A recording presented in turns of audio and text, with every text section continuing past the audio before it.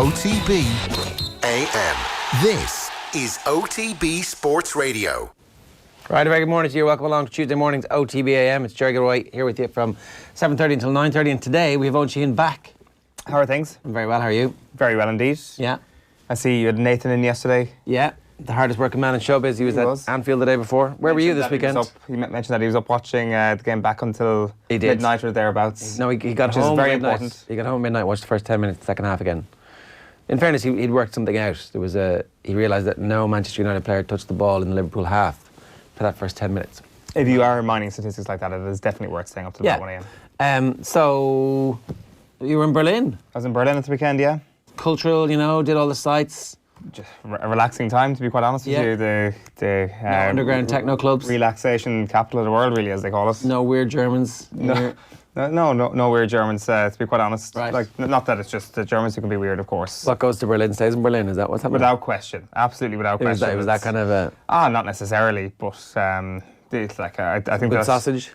Yes, absolutely. Although I do remember it being better in a previous excursion to different parts of Germany. I can't remember where exactly, but I don't think it's the food capital of the country, to be quite honest with you.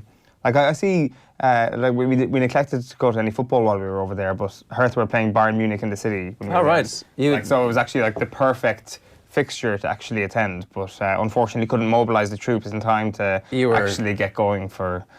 you were spread out all over Berlin at that point. Particularly, I think that's a fair assumption of what had happened. So unfortunately missed that. Three of the lads, their tops off, twirling their t-shirt around their head, 10 o'clock in the morning, that kind of stuff.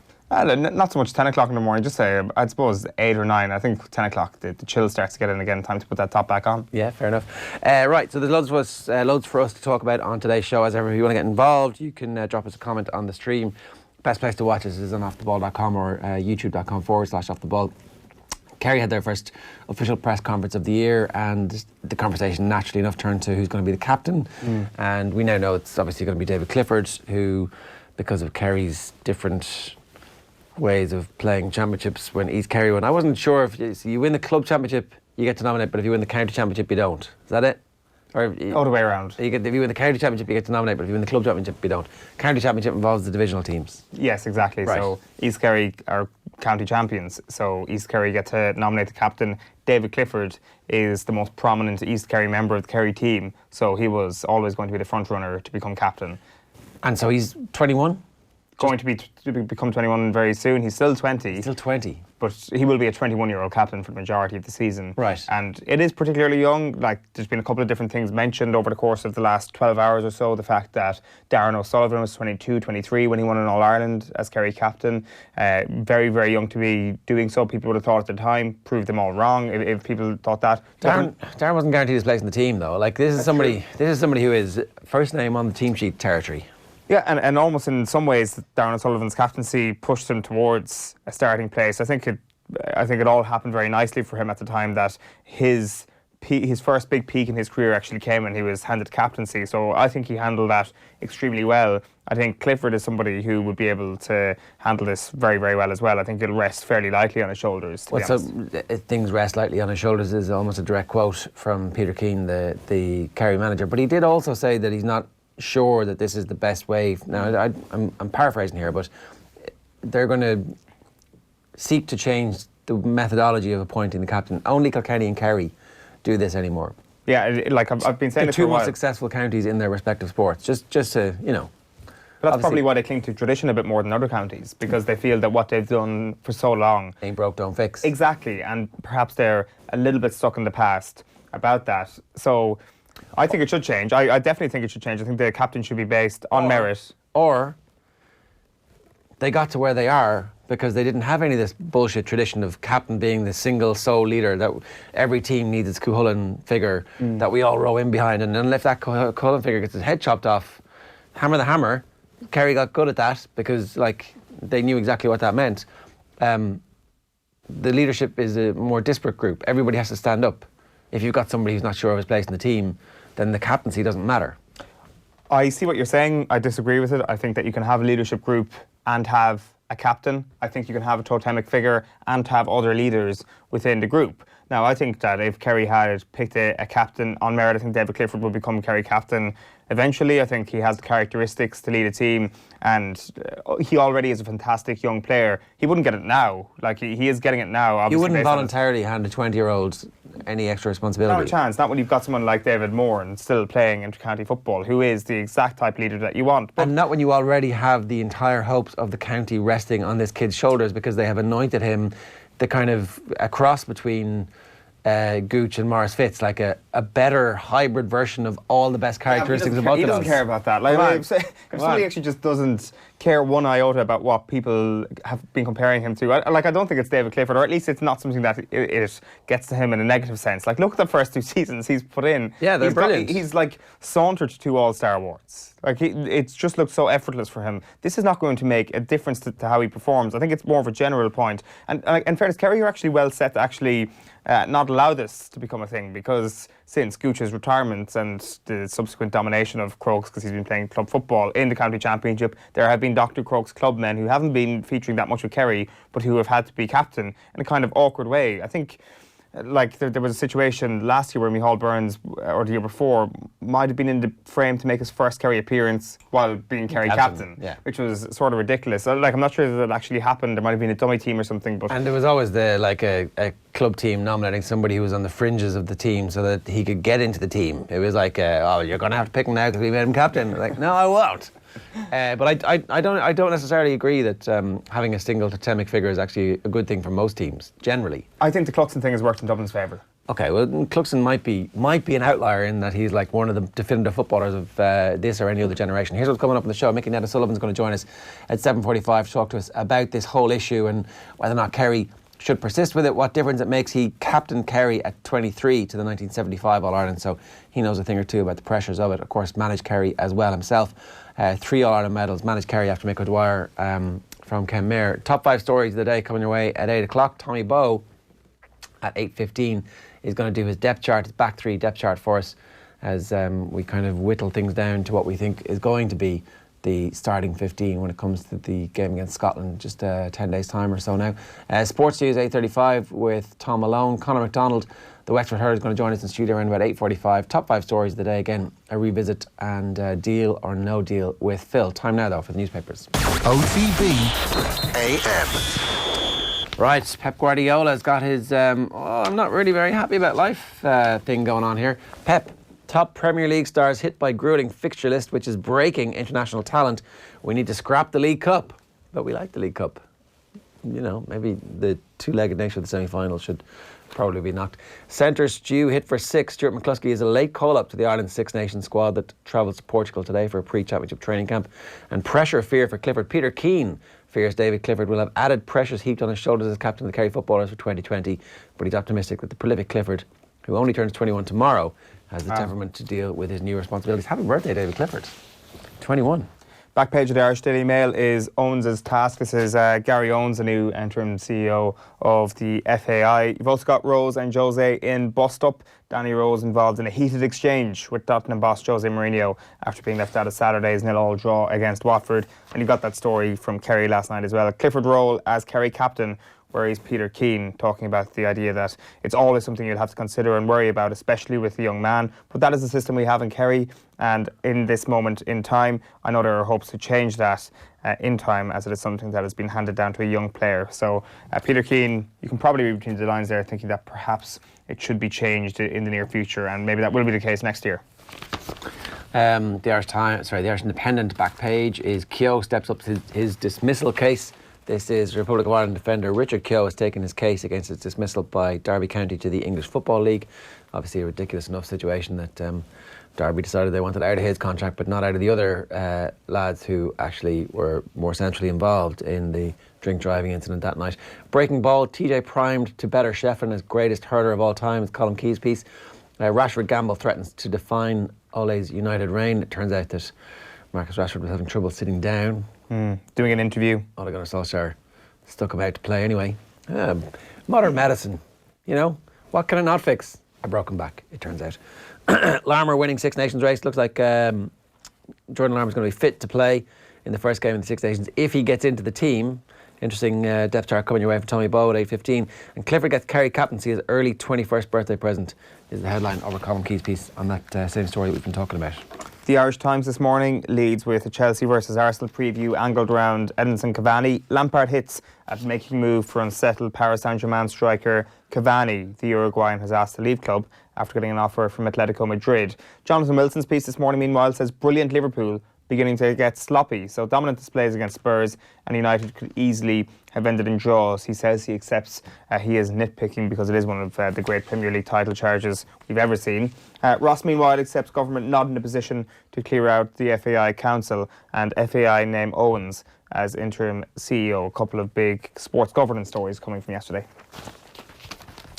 The Telegraph is still hot for the salary cap story, and they've got salary cap loan loophole revealed. It's an exclusive that they say more than half of rugby's Premiership clubs are exploiting a rule to move players off the wage bill. Basically, if you've got a player on your wage bill, you loan them out and you call them back, there's like the money's off the books, call them back in. So I think that there are probably going to be a lot of clubs. I'm just not, until Saracens kick off next season in the second tier of English rugby, just still not convinced they're going to be playing second tier rugby until the very last minute. The Examiner, sorry, I skipped one there for you. Captain Marvel, Clifford to lead the kingdom in 2020. It's a great picture of David Clifford on the front with the gloaming sky in the background, and he can see an All-Ireland in his future. Back page of the London Times is Eddie Jones saying, "I'll fix Saracens' rift. England coach plans clear the air talks after a salary cap row." So he says, "Every national team I've coached have had these problems. I remember coaching Japan, and the Panasonic players hated the Suntory players, hated each other. So we had to sort it out. That always happens." So Eddie Jones is talking up his credentials for fixing a civil war. Chelsea want PSG's Cavani, and Derby lost a further €30 million, or pounds I should say. Derby County may have incurred losses of almost double the permitted £39 million for a 3-year period after introducing an unusual accountancy policy for players. So they're coming up in a couple of different stories this morning in Derby County. The Racing Post, their front page headline: dry forecast at Leopardstown prompts Elliott to enter 10 for Trials Day. Delta Work, Appleshade and Sam Crow are among 10 surprise Gordon Elliott trained entries for Cheltenham Trials Day on Saturday, with the Gold Cup winning trainer keen to keep his options open in light of a dry forecast leading up to the Dublin Racing Festival.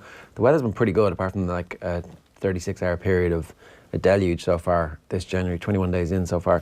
And huge improvement expected from Chacun Pour Soi is the headline there. And their back page headline is pointing the way. Arsenal can continue to move in the right direction under Arteta. They expect them to get a result against Chelsea tonight. The back page of the Herald this morning leads with quotes from Eamon Fennell. It says, "Give Desi time." Eamon Fennell says even the greatest team ever can't peak so early. Looking ahead to the season, my favourite line is, "I do think Dublin have the strength and depth to be there or thereabouts." So Dublin are going to be in the mix for an All-Ireland this year, apparently. Well, they're not talking about the league, no? Fennell predicted when assessing their All-Ireland 6-in-a-row prospects. Oh, right, OK. The Yeraism of Dublin people, I'm not sure is it more annoying than that of Kerry people, or is it just that I've been blinded all along until the fact that Yeraism in general is just actually annoying. Quinn on way in as Delaney moves out, says Eamon Fitzmaurice. Niall Quinn could be in line for a new role in the FAI alongside interim CEO Gary Owens. Liverpool ace had hard defensive effort. There's a piece in here about Van Dijk happy to keep it clean, and Hawaii D4, the prop who left Oahu for Leinster. The Star, a war of words has erupted between Frank Lampard and Roy Keane. I mean, not quite, but you're wrong, Roy. Angry Frank hits back at Keane's jibe. I don't imagine that he was actually angry at all when he said it. We haven't heard audio of this, but I don't know if I don't know if they, in the underground bunker in Berlin where the techno was singing. Well, if I was listening to Nathan Murphy talk yesterday morning, I've of course been following stuff. Right, OK. Frank Lampard has lost 8 games, but for some reason Frank is doing all right because he's English. Frank's track record, his CV, he went to Derby, didn't get promoted. Frank has got all the answers for Chelsea. This is Roy Keane on TV at the weekend, in the middle of that back and forth with who was he having the row with? Jamie Carr, yeah, of course. That's the moment my ears pricked up, says Lampard. I don't think being English gives you any sort of a buy from criticism. In fact, I've heard quite a lot of it when I first got this job, of writing me off precisely because I'm young and English and only had a year at Derby. Certain people were saying, you shouldn't give him the job. Give it to people who've got experience of doing well in Italy or somewhere else. or whatever, he said, like a teenager. Fair play to Roy. That conversation with Roy was so quick that a lot was coming out. Is he saying Irish people speak too fast? His mouth moved before his mind, I think, is what Frank Lampard is saying. Frankie, he's saying we speak too fast. I love watching him talk about football because of how passionate he is and to the point. But I don't think I've had any buys for being English, and sometimes it feels slightly different. He says he went to Derby and they had a good promotion push.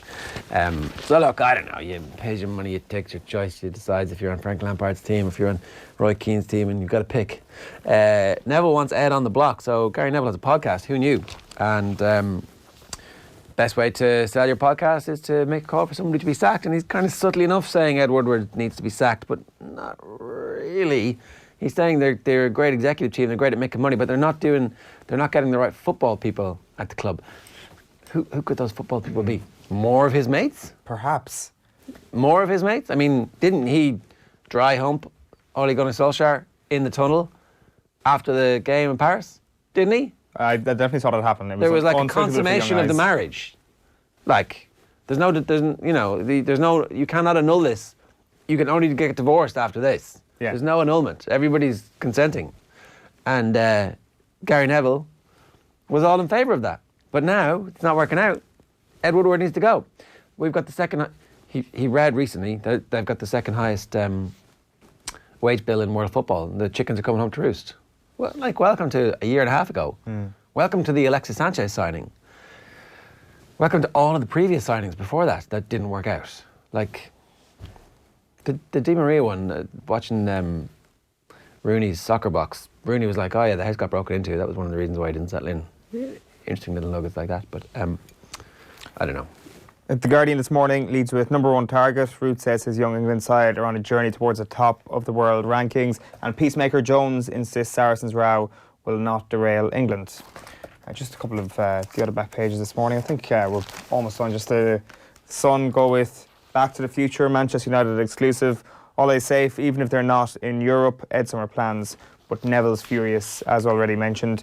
Middleman is something we'll come back to soon. Roy Hodgson reckons James McCarthy can hand Ireland's midfield lifeline. Does he though? I can't find the bit where he refers to him playing for Ireland. I read that piece twice, and I can't find the bit where he's actually saying he'll play for Ireland. He's saying he's good and he's fit, but as Nathan was pointing out yesterday, maybe James McCarthy wants the 10 days rest at international when the international break comes. It's a good point, actually. He might well do. It's obviously been a piece repurposed for Irish readers. Fossil fuel is the headline on the David Clifford story. Frank may have a look regards to Edinson Cavani, and Pep slams a schedule. Mentioned there already that he wants to see the League Cup abolished. Right. Did we do the Daily Mail? Yes, we did. Okay. So that is your headlines for you. Well, we've got one more piece for you on the website. What in the name of God do I do now? Life beyond intercounty football. Great piece from Arthur James O'D on the website this morning for you. Loads of good stuff over the course of the last 24 hours or so, worth checking out on offtheball.com. This is Barry McKeown, who's an intercounty footballer with Longford, talking about life after. This is one of the 60 odd people who've stepped away from life as an intercounty footballer over this past, I don't know, is it 2 months, 3 months that we've seen that hemorrhage of talent away from the intercounty game? Yeah, about that. It's definitely all happened at the end of the year. So, the question is whether or not it's a bigger number than previous years. It definitely seems a bit larger to me. I know, like on the Sunday paper review, for example, at the weekend, Kieran Cunningham was making the point that actually this has been happening for years and years and years, and it is no more alarming than previous years. Although it does seem that perhaps some of the profile maybe is a little bit larger. I think that I actually think that the drip, drip, drip becomes a deluge, and that's why it's going to become more and more important. Right, let's move on. I'm delighted to say we've got Mickey Ned O'Sullivan on the line this morning to talk to us about the Kerry captaincy issue. Mickey Ned, good morning to you. How you doing? Good morning. Good morning. You were a very young man when you were thrust into the role of captain with the Kerry footballers. What exactly is that like? What's that like when you step into a room as a man in your young 20s and look around and go, all right, well, okay, there are some legends of the game here? Well, I suppose in my time, the role wasn't as important as it is today. The captain plays a major role now in and the whole dynamic of the culture, the spirit, the morale of the team, and where he has to take control and create the leadership groups and drive it both on and off the field. That time it wasn't the only place you had to do it was lead by example on the field, because the role of the leader at that time was mainly with the manager. Now, I suppose the role of leadership, they say that 70% of leadership is learned, and maybe 30% is innate. So, appointing a young person is a risk because they haven't had the experience of acquiring the leadership qualities at that age. But in the situation of David Clifford, he commands the respect of all the players because he can lead on the field. Now, he's got to learn how to lead both on and off, more off the field. And I think that he's a bright guy. He has done it, and he commands the respect of everybody. So, but it's putting added pressure on his shoulders at such an early age. Ideally, the manager would prefer to have the responsibility, both the manager and the management and the players together, to develop or to appoint. But the system in Kerry is different. It's appointed, the manager is appointed as a result of his team winning the county championship of the previous year. Yeah. Now, that is, I think that holds back a county in a management team of a team. That's interesting. Can I talk to you about, because I should have looked this up before we came on, but I don't remember who your captains were when you were the manager of the Kerry team. Was it an issue for you at that point? It was. I didn't have a say in the appointment of managers at that time. It was imposed on the management because of the system. Now I think that this system is out. I welcome the appointment of David Clifford because I think he's one of the brightest potential player with the greatest potential in the country. But I think from a Peter Kane's point of view and the manager's point of view, I think they would prefer, they may still appoint, they probably would appoint David, but that they would look and say, who is the natural leader in the dressing room? Who is the guy that will drive it on and off the field? Who is the guy that everybody looks up to?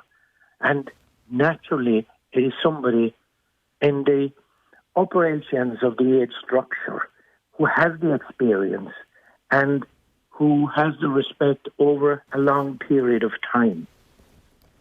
Somebody like David Moran, I'd say, would be a standout. David Moran, yes. But I'm not disagreeing in any way with the appointment because I think he's somebody everybody looks up to on the field. But it puts that added burden on him as a 21 or 21-year-old going on the field. There's that added pressure on him now. I guess there was an added pressure making it on him as well when he was thrown straight in with the senior team out of minors, didn't get involved with the under-20 team as well. He's done back-to-back All-Stars. It's not just a throwaway comment, is it, that it will rest lightly on his shoulders? He has proven it already on the field. But 80% of the role of captain now is off the field.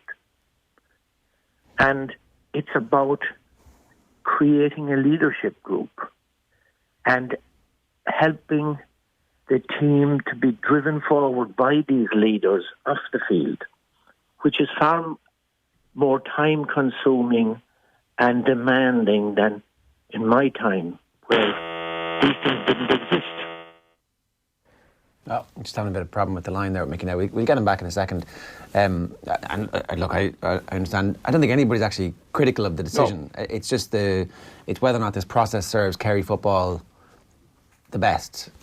100%. It's a situation where this is a good news story. Could there be a better appointment out there? Like, I definitely subscribe to some bit of the theory that it isn't the be-all and end-all, and that because Kerry had to deal with this forever. They have systems in place. Yeah, like it's not breaking news to them. Yeah. No, and I think the recent years definitely have trained him pretty well in that. So, I'm sure that there is already a leadership group that exists. I know you're saying that it rests lightly on his shoulders, but we don't know that, right? Because we can't tell the future. So we don't know that this extra bit. So already being the anointed Messiah has rested fairly easily on his shoulders so far. That's fair enough. But bear in mind that you think back to the club game. Is it 18 months ago when there was the big row? The targeting that he's getting at club level is going to now be multiplied much more at senior intercounty level, and there's just that extra bit of responsibility where he's thinking, okay, I need to carry the whole team here. I literally now am the captain and the anointed leader. It's rested easily on his shoulders so far, but what if this is just that little bit of extra burden? Mickey Ned, you're welcome back. Thanks very much. We fixed the phone lines there. I guess I know that it has. I'm just making the point while you're away there that he has carried the weight of expectation so effortlessly so far in his career, but we actually don't know what the added impetus. As you say, 80% is away from the field. What if, like, some of that time is time that he was spending kicking and getting his practice in? Just the free time that you have to do whatever you want. Now all of a sudden is like, oh, I've got to show up for the sponsors, and I've got to do the media, and I've got to do all the extra stuff that comes with being captain, and that's a little bit of the secret sauce that gives him the confidence.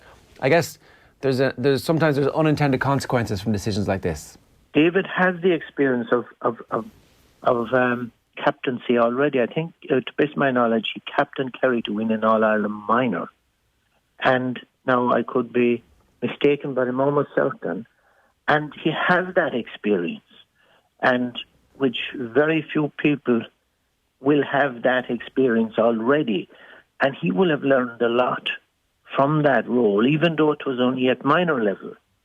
And obviously, I presume Peter Keane was involved with the minor team that time and would have seen his leadership qualities and would be pleased with that because he's been through the ropes and won an All-Ireland as a captain. So that would be a major benefit. I'm pretty sure he was captain today. He scored 4-4 against Derry in the All-Ireland, so he handled that pretty well, Mickey Ned. Like, just the one thing that I always think is that I may read into it way too much, but say what Dublin did a few years back with just picking a concrete captain, and that captain was Stephen Cluxon, and maybe there's a bit of revisionism because everything's worked out so well for Dublin. But would you agree with the idea that picking the one captain, picking that totemic figure was something that worked really well for them, and maybe in a few years' time, David Clifford is that guy who is just the captain and everybody knows that? From a dynamic point of view and from a manager's point of view, the ideal situation is pick the best leader and keep the best leader as long as he is the best leader, and get him to build the whole leadership, get every player to be leaders around him and to push it both on and off the field. Now, Dublin did that and it was successful with Cluxton. So that's what every manager would like. But in Kerry, the manager's hands are tied. It's an out-of-date system, and it's the clubs that are keeping the power. And I disagree with that, because if you appoint a manager, you allow him develop his own or appoint his own management team and his own leadership team within the team. So that has proven in every sport to be successful. Now, just because a person is a member of a county board or county champions doesn't necessarily mean that they're going to provide the best leader. No, of course. It's almost incidental. It's hope. I have no doubt about it that David will rise to the occasion, because he's always risen to the occasion to date. But it's putting a lot of pressure on him. And ideally, the system has to be changed going forward in the interest of Kerry football. Mickey Ned, great to have you with us this morning. Thanks a million for taking the call. Pleasure. That's okay. Kerry legend Mickey Ned O'Sullivan talking to us about his own experience as a 23-year-old being thrust into the captaincy role, and the necessary change that needs to happen for Kerry football. I totally understand. I totally understand that if you're the manager, you want to pick your captain. And here's the other thing. Like, if Clifford is now the captain and is going to be the captain forever, does that not mean that everybody else doesn't get to be captain at some point? Like, Sean O'Shea looks like he is captaincy material. Like, he's a pivot in the team. He's somebody who's going to be going deep and getting on the ball. He's somebody who's going to be thrusting forward and making runs. Like, is he never allowed to be the Kerry captain because they've now picked this 21-year-old who's going to be captain forever? Yeah, it's a good point. I think you're right. Sean O'Shea is absolute perfect captaincy material already at the age of 20, pinging balls into the hill on a Ireland day. Anthony Moyles is on the line this morning as well. Anthony, good morning to you. Morning, lads. How are you doing? Yeah, so what's your take on... so Clifford is captain and he's 20 today, he's 21 tomorrow, and Peter Keane has come out and said, look, he's going to be a great captain, I'm sure, but, I'm just not sure about whether or not we should be adding this extra pressure onto him. What's your take on the whole thing? Yeah, I'd agree with that, to be honest. I think he's a fella who is obviously going to be massively in the spotlight this year, and probably for a long many years to come. I think he's a guy who's going to be targeted, obviously, by every single team that he comes up against. Opposition managers are going to do their level best to try and stop him doing whatever and having any effect he can on any game. And, I think for a young guy, he is, 21. Okay, some people would say, well, 21-year-olds are a little bit different than the 21-year-olds 10 or 15 years ago. They're more mature. I don't know. I don't know the guy personally. He seems like a mature fella. Obviously, when he came up from minor, he took to the inter-county scene very well. He wasn't fazed by any, kind of physical intimidation that occurred to him from other players or anything like that, or verbal intimidation. But at the same time, captaincy is a very, very, very different role. You can't let, say, a situation happen or affect you, let's say, where you're not going well. You have to be the captain for the team. So, even if you're not going well or things aren't working out for you, or you're in a physical battle or, again, a mental battle with your opposition player, you can't let it affect you. You have to be there for others. And that's not only in the preparation for the game, but it's also during the game.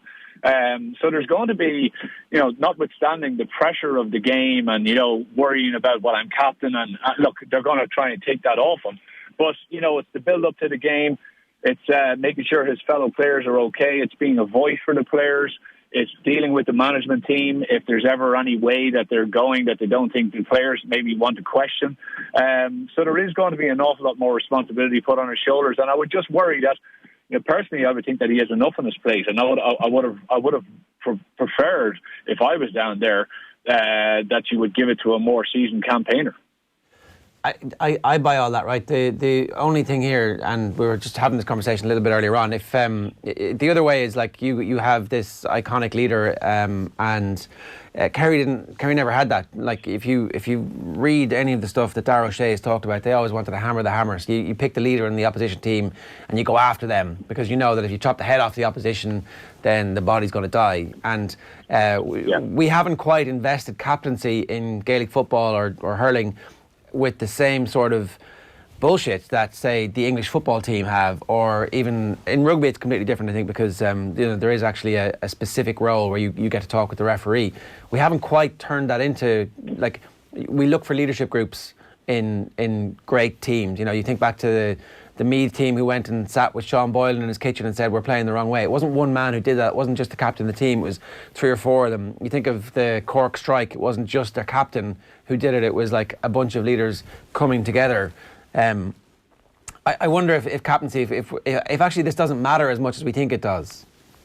Yeah, like you can take that view, and there are leadership groups, but at the end of the day, when he goes to bed at night, and if there's trouble in the camp, or if they've just been beaten by Cork in the Munster Championship or whatever it is, he is captain, and he will recognise that, and he will think about that, and he will feel the responsibility of that.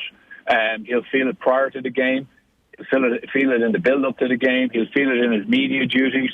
He'll feel it in his interactions with supporters, with management, with the opposition, with officials, and then indeed his own players. And yes, you can spread it out. And I'm all for having a forwards captain and a backs captain as well, and a vice captain. So really, there should be probably 4 sets of ears, being there to kind of listen and to advise, and to help him. But at the same time, Ger, it's another year, it's another campaign, unbelievable campaign from last year. People are expecting massive things, and the level of expectation is there, and it's only growing week by week, and month by month, you would imagine, and game by game. So it's a strange thing, captaincy. I always remember I was Meath captain. Certainly I felt that, you had to be kind of driving the tone of every training session. Now, rightly or wrongly, but if you saw guys slacking off, or if you saw a drill not going right, you'd call it in. And more often than not, the captain did it. Now, you want leaders throughout the team, absolutely. But, if panels are new, if there's a lot of new guys, if there's a lot of change, if there's a lot of younger guys, if the panel is a quiet panel, whatever it is, it can sometimes fall back on the captain or the vice captain to try and, dictate the temperament or the environment or the atmosphere of a training session, or even a video session for that matter. And a lot of it then, a lot of people will look to the captain and kind of say, well, what do you think? And if so, I don't know what type of captain he will be. He might be the silent type, who just gets on with it and says, well, look at what I do on the field, and that's how I kind of walk the walk. Or he might be the one who's very verbal, and who wants to talk and wants to cajole lads, wants to encourage fellas, wants to be there as an ear to listen to guys. One or the other, they both bring extra pressures, because if you're the guy who says, well, judge me on my performances, and you're being marked by 2 fellas from Cork or 2 or 3 guys from Donegal, and they're taking you completely out of the game, well, then your performance isn't going to be there potentially. So it's a tricky one for him, It is a tricky one for him. I think it's a difficult thing down there with the whole system, with the county champions and stuff like that. I think it puts added pressure on the actual captain. So, and I'm not saying Clifford maybe isn't, he won't become a brilliant captain, but every year you have found in the past that guys who have been captain, haven't necessarily even been on the team all the time. Yeah. So it's a strange dynamic. Yeah. All right, Anthony, thanks a million for joining us this morning. Great stuff. No bother, lads. Cheers. Anthony Bowe has given us his thoughts there on the situation in Kerry. It is 10 minutes past 8 this morning. We're going to be back with our top 5 stories of the morning after these. OTB AM on OTB Sports Radio, Ireland's first and only sports radio station. Off the ball. But when I got to Liverpool, I thought, right, I bought myself a nice Aston Martin. I pulled up at the lights alongside Roy Keane, of all people, and I had the shades on. I think I was listening to some Speed Garage. My arm was out the window. I was having myself. And then Roy gave me that look that he's given many of people in his time. And as he sped off into the distance, I was sitting in this car, I looked at myself in the mirror and thought, I need to get rid of this. Off the ball. Weeknights from 7 and weekends from 1. This is OTB Sports Radio. American Football 101 on Off the Ball. With the Aer Lingus College Football Classic. The first Super Bowl took place in 1967 with the Green Bay Packers beating the Kansas City Chiefs by 35 points to 10 in front of a crowd of just over 60,000 at the LA Coliseum. Super Bowl 1 is still the only Super Bowl to fail to sell out. Super Bowl 14 holds the attendance record with 103,985 spectators attending the Pittsburgh Steelers win over the LA Rams at the Rose Bowl in California. American Football 101 on Off the Ball. With the Aer Lingus College Football Classic. OTB AM. Right, very welcome back. Here's the top 5 stories that we're talking about on the show this morning. If you ever want to contribute to this, by the way, you can use the hashtag OTBAM, or of course you can drop us a tweet at Off the Ball or at Off the Ball AM. David Clifford as captain. We've obviously covered that already with Mickey Ned O'Sullivan and Anthony Moyles giving us their thoughts. You can give us yours as well. We'll get them to you in a couple of minutes' time. The update on the FAI. There is a new interim chief executive in place. Looks like he's a proper football man with loads of business experience as well. So a big step forward for the FAI in terms of actually getting somebody into that role and buying themselves a little bit of time as well. James McCarthy is a topic of conversation because he's had praise lavished on him by his club manager and whether or not it's the time to stick him back in the Ireland team. We'll talk a bit more about that as well. The rugby draft, an idea floated last night by Roy O'Connor on Monday Night Rugby, suggesting that maybe Irish Rugby needs a salary cap and needs a draft system to prevent the imbalance that we have at the minute, where all the best young players seem to be coming from essentially 3 schools, and that's backboning the Ireland under-20s, and ultimately will end up backboning the Ireland senior team. And maybe the thing to do is to spread them out around the other 3 provinces as well. And then Longford GA, we'll tell you a bit more about that story a little bit later on. Where are we starting, Eoin? Start with the FAI. Obviously, news in yesterday that Gary Owens is going to come in as interim CEO. What a great name. It is a great name. Obviously, what more a great of a rugby name. I mean, but, you know, he'll have to make do with football. Maybe this will just become suitable for the Aviva, you know. Maybe the first directive by Gary Owens will be long, high balls into the centre forward, and that will be the first prerogative of any manager who takes the football team. We're going right back to Jack Charlton. There's nothing wrong with that. The greatest era of Irish football, most successful. I look at the sepia tinted footage and I would take that any day of the week if Gary Owens manages to contribute to that. So a couple of different things to this. There was a fantastic Aidan Fitzmaurice piece in the detail, first of all, on the other football story yesterday, which is John Delaney's departure from UEFA. But kind of one of the important things to remember about Owens is that obviously you've got Roy Barrett in as an independent director, and he was linked with Niall Quinn in terms of his football credentials being mentioned in the group that Niall Quinn had utilised to try and think about reforming Irish football. There's also links here with Owens. He's a member of Niall Quinn's Football of Ireland visionary group as well. So you'd imagine the talks will intensify over the next couple of weeks about Niall Quinn getting involved in the FAI and might actually result in it happening. He has said that the CEO role is not something he's interested in, but a potentially different role. So it's going to be interesting to see how that develops. So that's that for the time being, interim CEO. But I want to get on to Aidan Fitzmaurice's piece because he gets into John Delaney's departure from UEFA, and there are some interesting lines in this. Fitzmaurice says, it's believed that the press statement that was released yesterday by UEFA with the list of successes was key to Delaney resigning from UEFA now, a core demand by Delaney's party to prevent a scenario where UEFA President Alexander Seferin had to force him out. And there's a couple of things about Delaney's role in UEFA and what he's done over his time there. Like, I personally wasn't 100% sure of the day-to-day roles or whenever he was involved with UEFA, what he actually did. So he says, Fitzmaurice, this is in the Herald and the Irish Independent. Early on in his time at UEFA's top table, senior figures at UEFA HQ had doubts about Delaney's manner. A figure in the Irish Game this week recalled a conversation he had with one of the key ex-co members. Soon after John, and this is a quote, soon after John came in, I had to take him aside for a quiet word. I had to tell him, you don't bring your girlfriend to work, the UEFA figure said. Ex-co members puzzled by Delaney's habit of having his partner Emma English attending official events. So there's a couple of threads here and there which I definitely didn't know before, which are fairly interesting about UEFA's view of John Delaney, because we don't hear from them quite often as to what they thought. So I could say a fairly seminal day yesterday that departure happened, because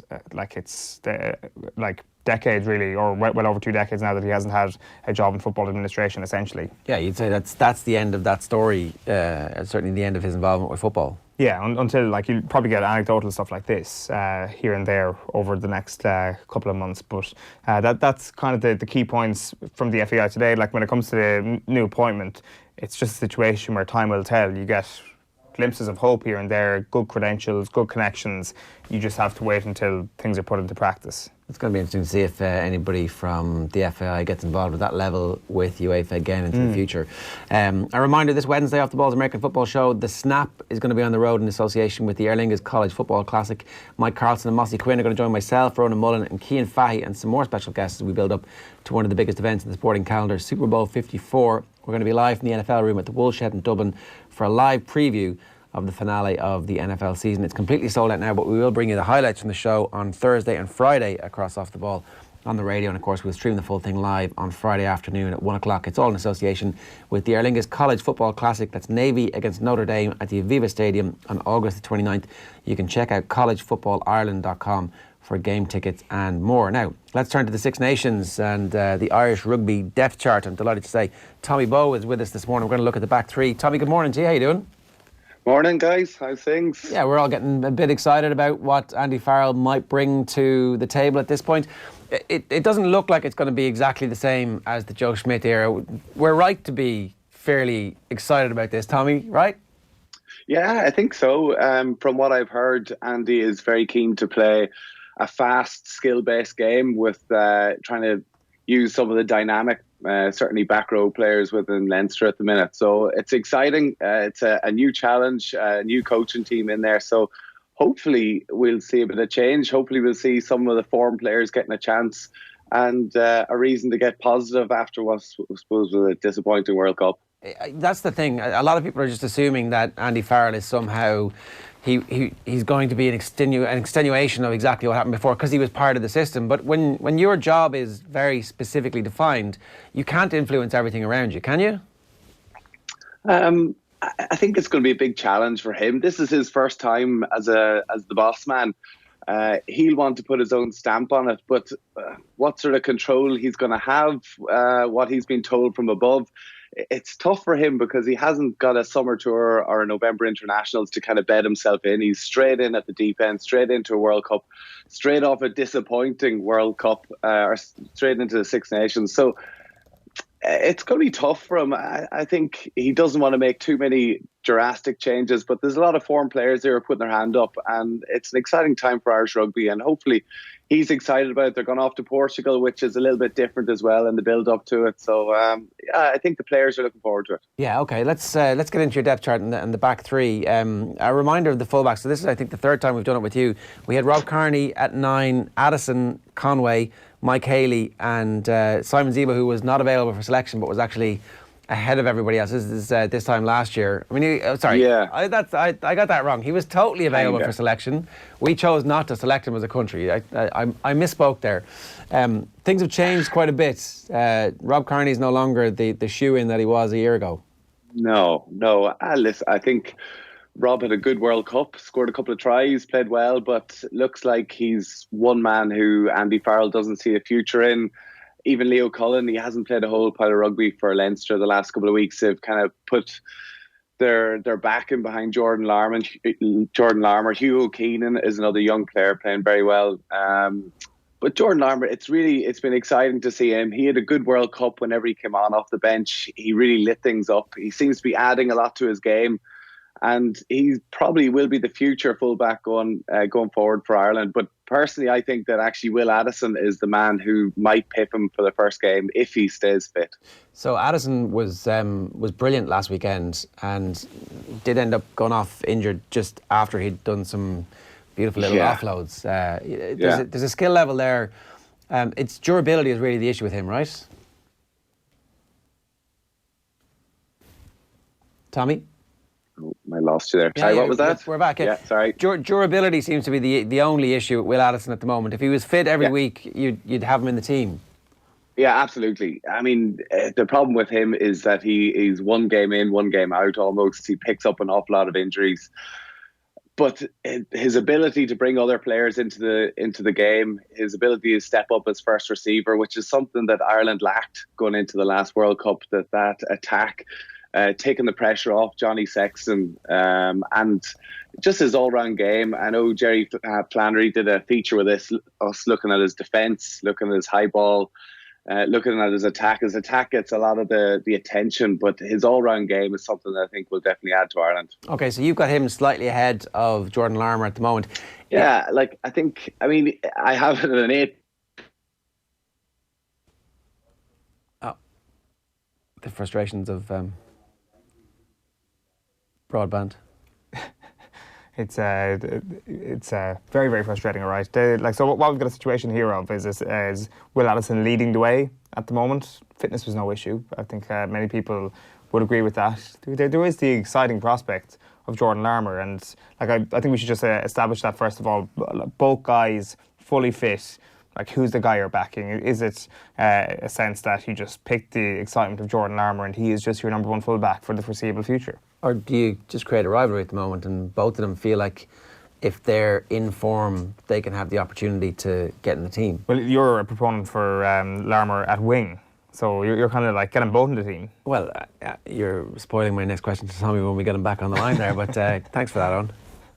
I think it's a nice notion. I think it's an exciting one. I think that if you want to point a little bit towards players who are in form, it's certainly one way to do it.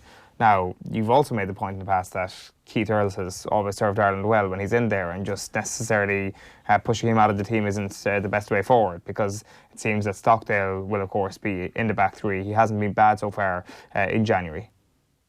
Yeah. It'll be interesting to see exactly what happens. And I'm talking here like not knowing exactly what Tommy Bowe's depth chart is. So okay, maybe I'm not sure if I'm spoiling things or if I'm a million miles off. Well, so that's the top two when it comes to full back. Tommy's back with us. Tommy, in terms of the wings, what's your depth chart at the moment? It's a tough one to call. Personally, I think that Andy Farrell will stick with Stockdale and Earls. But I think that the form that Andrew Conway has shown in the last couple of months, I think he definitely deserves a chance.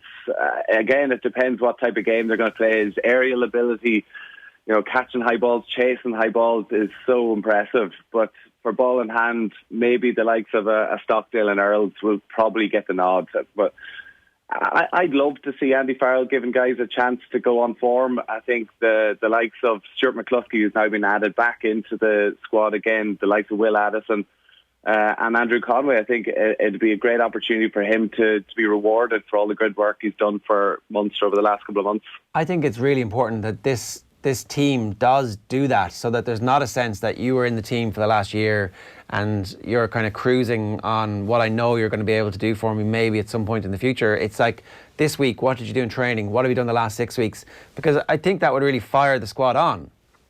Yeah, I agree. I think Andy Farrell's one big mistake he made was not selecting Stuart McCluskey. Even if he wasn't going to be in his plans going forward, I think it set the right message, and I think it sent a bit of a bad message to players that have been playing on form, that, even though you're playing incredibly well, you're not getting into the squad because I don't see a future for you. I mean, Gary Ringrose has been playing well, but I don't think Robbie Henshaw, Bundy Aki or Chris Farrell were really lighting anything up. But I think in that sense, it sets a bit of a bad tone. But he's in the squad now. He's an opportunity to get himself into the team.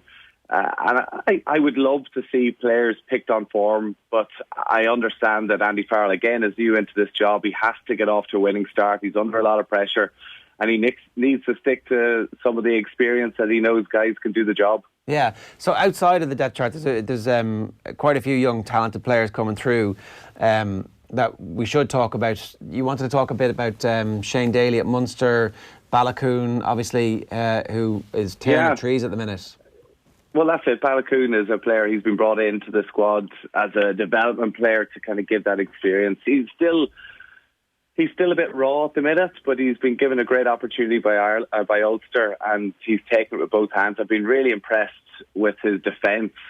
His work rate in defence has been incredible, and he is electric in speed. I mean, he's one of the players, one of the reasons I retired, because he left me for dead a few times in training one time, and I thought that was time to call it a day. But he's definitely a player to look out for the future. There's actually another young player, Aaron Sexton, who's just out of school, who's gone off with the sevens this year, who could be, the guys are talking up here that he could be even better again. So it's exciting for Ireland going forward with the back three.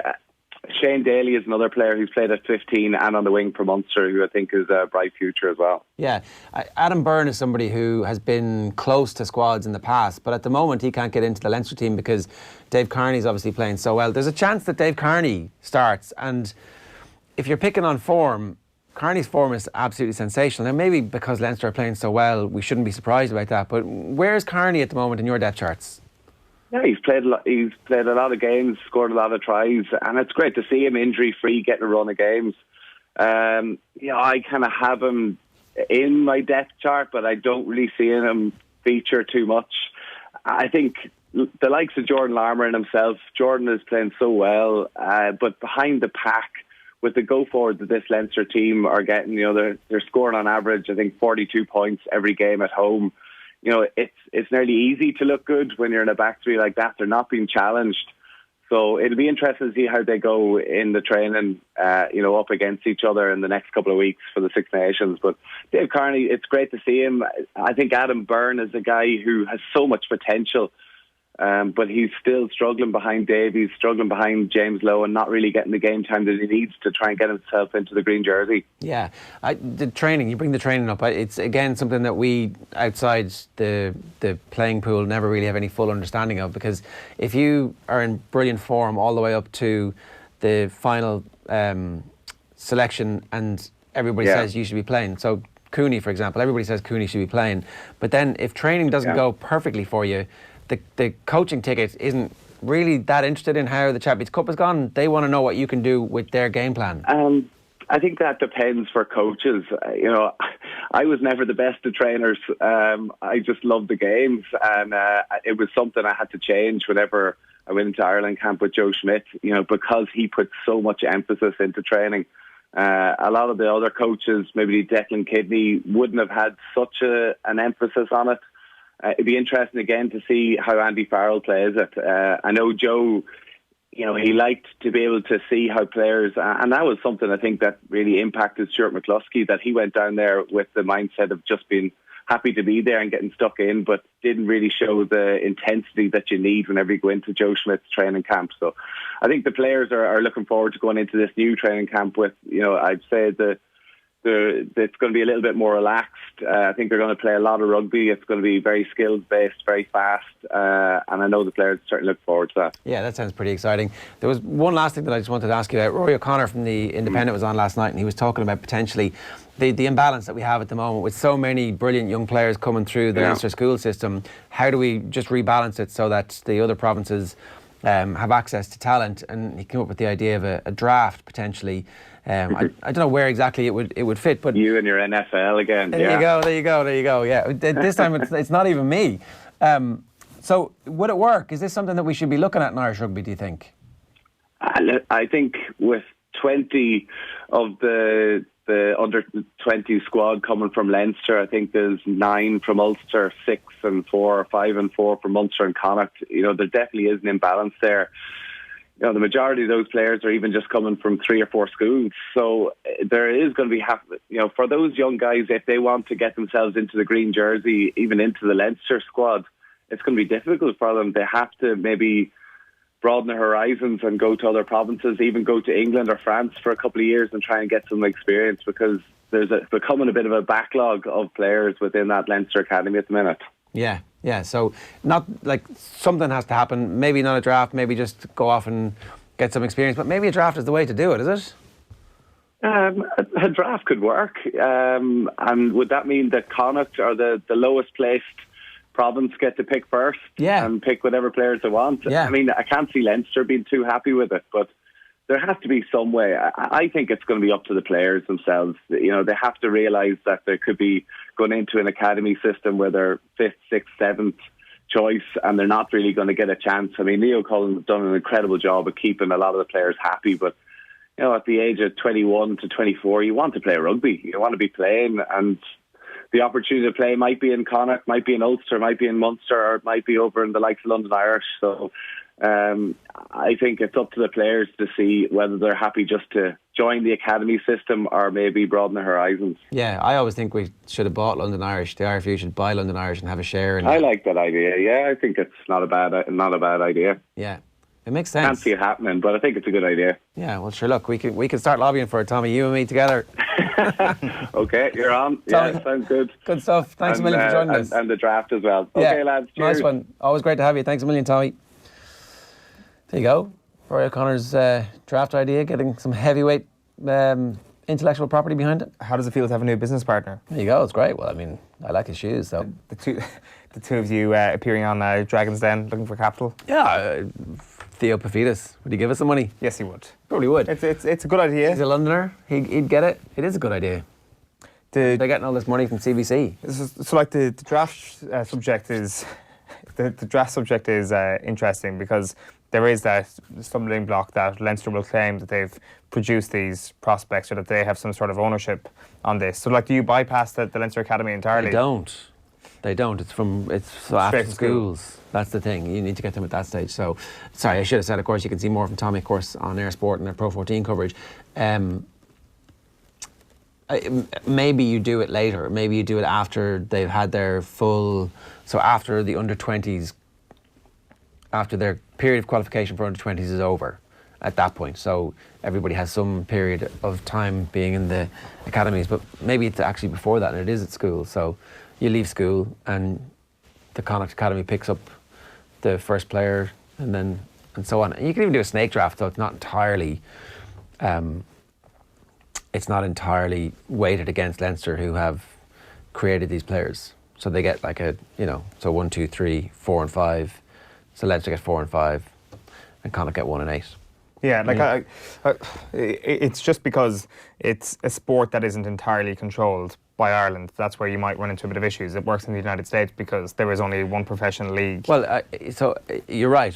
But the IRFU have circumvented that by saying you can never play international rugby unless you're playing in Ireland, and they've held firm to that. And so if they're embracing that into the future, and I'm not sure that that's the best way to do it, right? The other alternative is that you let everybody go away. So you encourage the 18, 19, 20-year-olds to go off, spend a year in South Africa, spend a year in New Zealand, spend a year in France, spend a year in England, and come back at 23 or 24 when they're ready to play first team Champions Cup or whatever the league that we're playing in at that point is, and then we take them back and say, right, but we will select you if you're absolutely amazing, but we're going to lean heavily in favour of the players who are playing in Ireland. So it's not a strict rule that you can't go and make your money, and then all of a sudden you're flooding the market with Irish talent right around the world.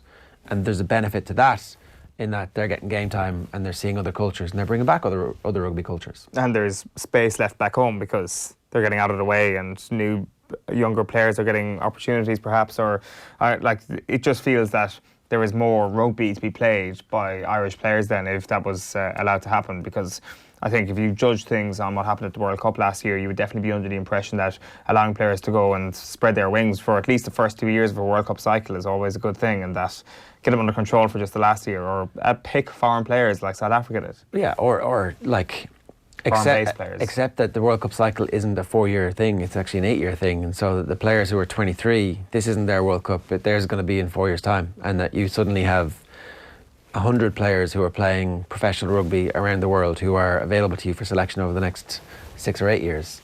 You begin to think much longer term, as opposed to, okay, this group of players need to have their minutes managed today and we can't ever let anybody have some time off. So look, the draft idea, who knows where it came from. It's a great idea. 8:34 this morning. Right, let's move on. James McCarthy's form for Crystal Palace and whether he should start for Ireland is one of our top 5 stories this morning here in OTB. And we heard Damien Delaney and Roy Hodgson both talking him up over the past few days. Here's some quotes from Roy Hodgson. He's been excellent and he's getting better and better. This was after the 2-2 draw against City. He was centrally involved in a couple of key incidents in that game. The amount of running at that point in the game and to produce that pass was a class act. He was talking about the second equaliser, the 2-2 goal, was actually an own goal from Fernandinho, and it was a through ball to Zaha. Zaha hits it and it goes in off Fernandinho.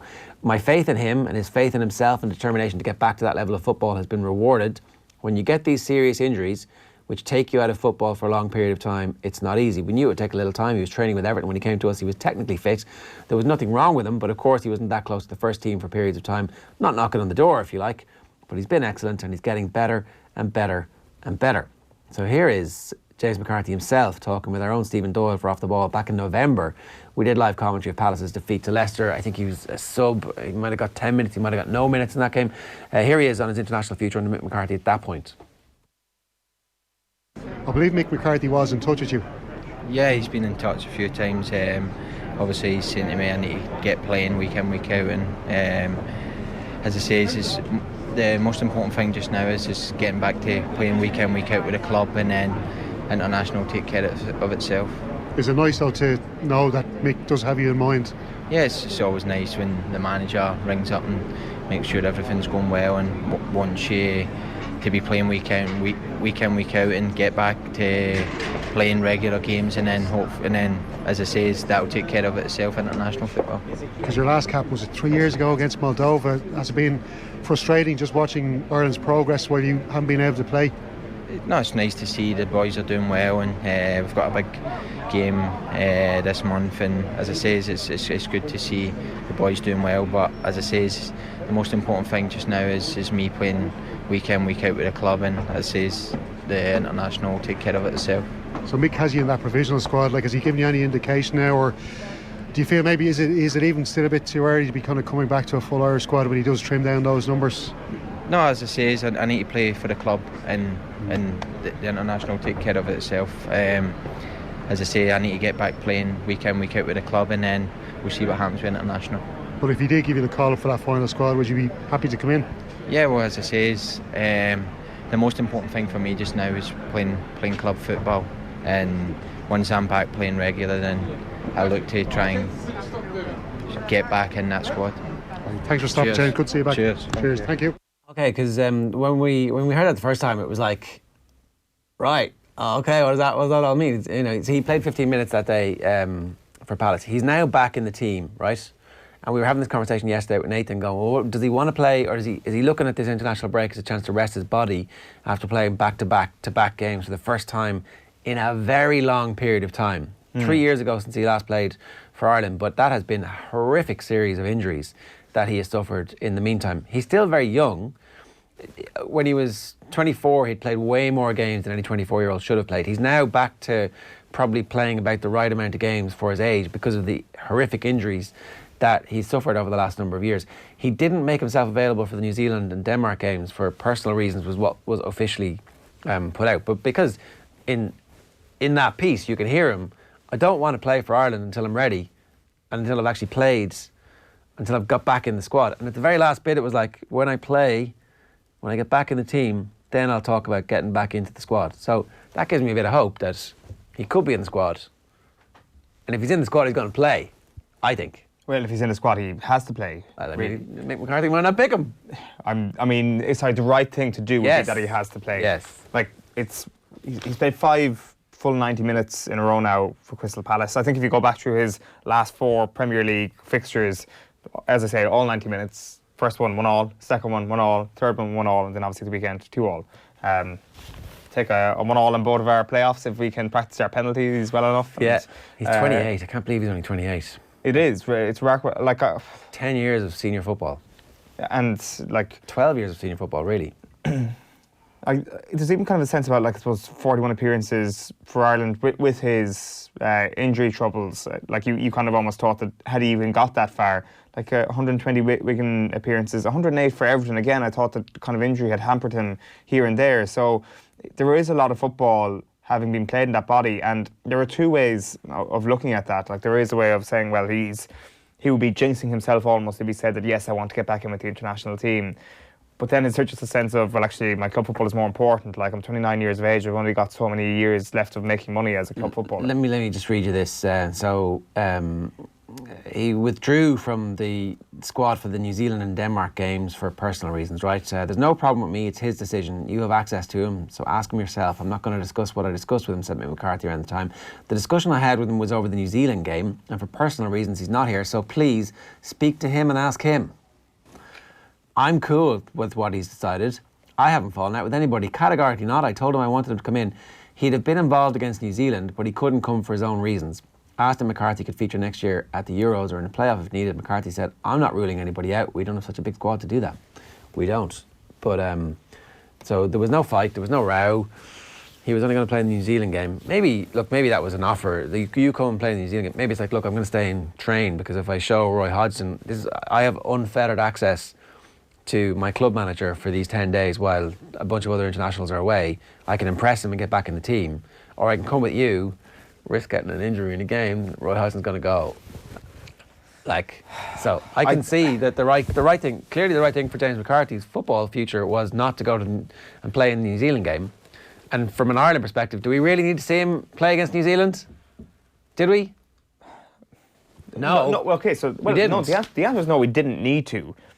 But I think you're putting a very positive spin on this whole scenario. That yes, this works out well for everybody. Of course it did, and like you can happily, best case scenario, you can happily lord it over all of us if James McCarthy plays. And we get 2 games in March, we win them both and we qualify for the Euros.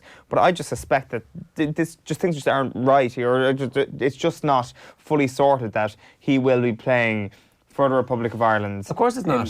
Of course it's not. But at least there's a chance of it now because he's got some game time for Crystal Palace. He's back fit.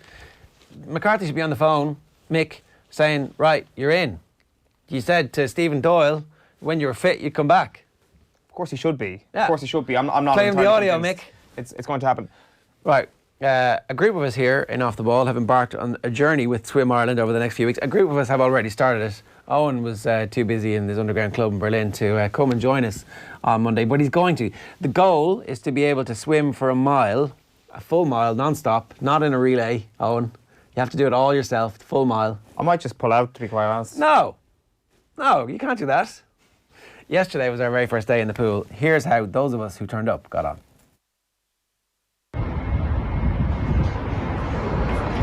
So just had our first session in the pool here in Trinity, an hour in the pool. Just went to dry myself afterwards and my arms don't move quite as much as they once did. It's going to be a long 12 weeks. I found it very hard to concentrate because Nathan had like a lump of phlegm on his chin for most of it, which was very distracting. Other than that, it went okay.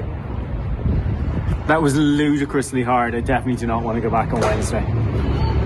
Definite room for improvement. It's all about the recovery from here on in. Looking forward to seeing more protein shakes around the office now, swapping out for the coffees. Thought it was actually alright to swim. Arms feel like shit. Pete, the coach, gave us 3 out of 10 as a group.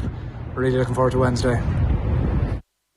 Right. Tom Malone, you were there. I was there. Tom was the fish. He was like... I cannot move my He was like arms. a little flipper. A bullet through the water. He was like best in crew by a mile. Like, that's just clearly unfair, Tom. My parents were good to me and gave me lessons when I was a kid. So did mine. I'm like, just wasn't a very good learner. No, it was fun. My arms are absolutely killing me today, though, and I imagine they'll be even worse tomorrow. I cycled in today and was like, will I just get the bus? Is that how it works? What did they have you doing? Why?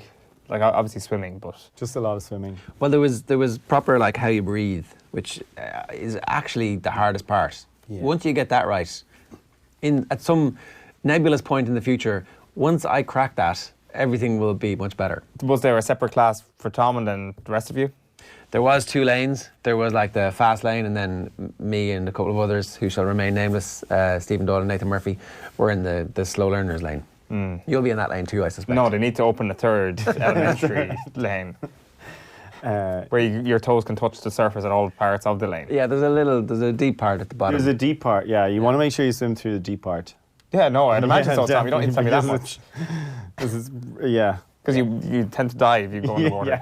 Yeah, so thanks to Swim Ireland and Swim for Mile. You can check out their social and follow us on social. We'll be keeping you up to date on how we've got 12 weeks. We've got 12 weeks to learn how to do it. How many lengths do you think we did yesterday? I was trying to work it out afterwards. I don't know. It felt like a lot more than we actually did, I'd say. Yeah, there was definitely a lot of like learnings and stuff. I was happy. You know, normally you're training and you're like, please, like you want to keep warm and you don't want like the coach telling you something. I was like, keep talking, mate. Yeah. Just keep talking. Yeah. I think being in the pool for that long is definitely a bit of a shock to the parts of the body that you're like, okay, right. But it's good for us. It's good for us. We feel virtuous as opposed to, you know, you've got whatever coming out of your system sweating through your pores at the moment, Eoin. No, I didn't drink that much coffee this morning. No, it's the Berlin beer tents. Oh yes, sorry, of course. I momentarily forgot about that. How big is the pool? How many lengths did he do? You've got to do 64 lengths. Sorry, okay, of a 25-metre pool? Yeah. Okay. It's a long 25 metres. You feel every bit of it. You said Tommy was eating raw smoked salmon, obviously. Smoked salmon, straight from the... As we saw there in the video, Tommy's all about the recovery. And as we walked back to Trinity College, and Tommy just opened like just a pack of smoked salmon and just ate it from the thing. Savage. And just like, apparently it's best for recovery. They eat their young in Meath Hill, and Tommy's eating the young salmon. Yeah, so yeah. Just a packet of salmon, and he just ate it straight from the packet. It is delicious stuff. Tommy's invented Irish sushi. Yeah. Right, 8:45, give us some sports news. Yeah, the FAI will begin the recruitment process for a permanent CEO in the coming weeks. Former Athletics Ireland chief Gary Owens was appointed interim CEO last night, and like independent chair Roy Barrett, Owens has been a member of Niall Quinn's Football of Ireland visionary group There are 6 Premier League games tonight, with the London derby between Chelsea and Arsenal the pick of the ties. They kick off at Stamford Bridge at 8:15. Chelsea, meanwhile, have been linked with a move for Paris Saint-Germain striker Edinson Cavani, who handed in a transfer request yesterday. While the pensioners are 4th in the table, 10 points ahead of Arsenal. But Gunners boss Mikel Arteta still thinks there's a chance his team can qualify for the Champions League. It was as well the game that we play at home. It could have made a big difference, and we were very close to it. Still another 4 months to play. A lot of things happen, a lot of games between the top teams as well, so I think that will change. Elsewhere, second place Manchester City are away to Sheffield United from 7:30. Watford can move 4 points clear of the drop zone with a win away to fellow strugglers Aston Villa. Last night, Villa completed the signing of striker Mbwana Samatta from Genk, but too late for inclusion in this evening's game. While Bournemouth take on Brighton in a South Coast derby, Crystal Palace are to meet Southampton, and Everton play Newcastle United. The Merseysiders could move into the top half of the table with a win, but boss Carlo Ancelotti says it's about more than just results. Not for the table, we're really important for our confidence, to improve our confidence, because to have confidence is really important. And to keep all the atmosphere good. Now the atmosphere around us is good, and this is really important. We had some good result, and we have to continue to have a result. In Gaelic games, just a day before his 21st birthday, David Clifford has been named the new Kerry senior football captain. The star forward is the representative of county champions East Kerry, and the Fossa forward's first game as skipper will be against Dublin in the league on Saturday night at Croke Park. While in rugby, Ireland head coach Andy Farrell says a number of niggles amongst his backs contributed to him calling Stuart McCluskey into the squad. The Ulsterman was one of the surprise omissions when Farrell initially announced his 35-man panel for the Six Nations. McCluskey will join the Ireland squad at the training camp in Portugal ahead of the opening game of the campaign against Scotland on Saturday week. And in tennis, Rafael Nadal has breezed into the second round of the men's singles at the Australian Open in Melbourne. The 19-time Grand Slam champion saw off Hugo Dellien in straight sets, 6-2, 6-3, 6-love. While Maria Sharapova is out of the ladies' singles, she was beaten 6-3, 6-4 by Donna Vekic and is set now to drop outside of the world's top 350. Wow. It's almost like she doesn't really care about tennis anymore. Yeah, well, Sugarpova. It never really worked out if she changed her name like that. She didn't. Was that a success? I mean, I've never seen them anywhere. I don't think so. Well, it's been mentioned on this show quite a lot of times. So if you consider that a success, then yes, Maria, you've had a very successful confectionery. Okay, your wins. All right. I forgot to ask, what stroke were you doing yesterday? Front crawl. Front crawl. So that's we're going to get the other ones. Pretty difficult. Okay. No, I'm just wondering. What? Freestyle. Freestyle. Okay. Yeah. That's the same as front crawl. Yes. Yeah. Is that what Michael Phelps did? I mean, Michael Phelps did everything. I know he did everything, but was that one of the? Did you resemble Michael Phelps yesterday? Is the question I'm asking. Yeah, well, Tom did. No, he didn't. Maybe. I won't say that about Michael Phelps. Maybe in his in between. Maybe he disappeared before he went up to we went to that cabin in the woods. I think he was still probably faster swimmer at his lowest ebb than. You can put us all together, and like a the human best centipede. Parts of all of us, and he'd still be it's already an unpleasant enough image, sure, but thank you for making it worse. Right, 8:49 this morning. Tom, thanks very much. Wexford hurler Conor McDonald joined us in studio here in OTB AM yesterday afternoon around the launch of the 2020 Allianz Hurling League. Have a look. OTB AM. This is OTB Sports Radio. So, a 9-week festival in inter-county hurling gets underway on the 25th of January with the start of the Allianz Hurling Leagues. The exciting programme features 116 games across 4 divisions in a campaign which will mark the 28th year of Allianz's partnership with the GAA, a sponsor of the Allianz Leagues, making it one of the longest running sponsorships in Irish sport. To help launch it this morning here on OTBM, we've got Wexford's Conor McDonald in studio. Conor, how are you doing? Not too bad, yeah. Well, do you like the league? Is it important? Where does it fit within the whole kind of league is league, championship is championship? But what's the benefit of league to you, or how do you feel about it? I think league kind of just kickstarts everything, to be honest. The last number of years, it's probably shown up to be more vital than when I probably first broke onto the panel, where it was that kind of league is league, championship is championship aspect of it all. But I think it's definitely playing a bigger role out of it than it did. I'd say probably for individuals on a panel, it's far more important than it used to be, because if you lose your place in the team during the league, it can be hard to get it back, but it can be an opportunity for you to put down some performances as well and just kind of separate yourself from whoever you're trying to get into the team ahead of? Yeah, definitely. And I think even for new players who went well with their club and maybe it might be their first or second throw at the dice, or they've been in a panel for a number of years, and they're wanting to make a real push. It's an opportunity to put their hands up and really go for it. What was winter like for you guys? What was the general theme? Because it can go one of two ways after a defeat like your All-Ireland semi-final defeat. It can be all-consuming, and that can eat away at you, or it can be all-consuming and it can be this brilliant thing to motivate you into the future. What's it like to live?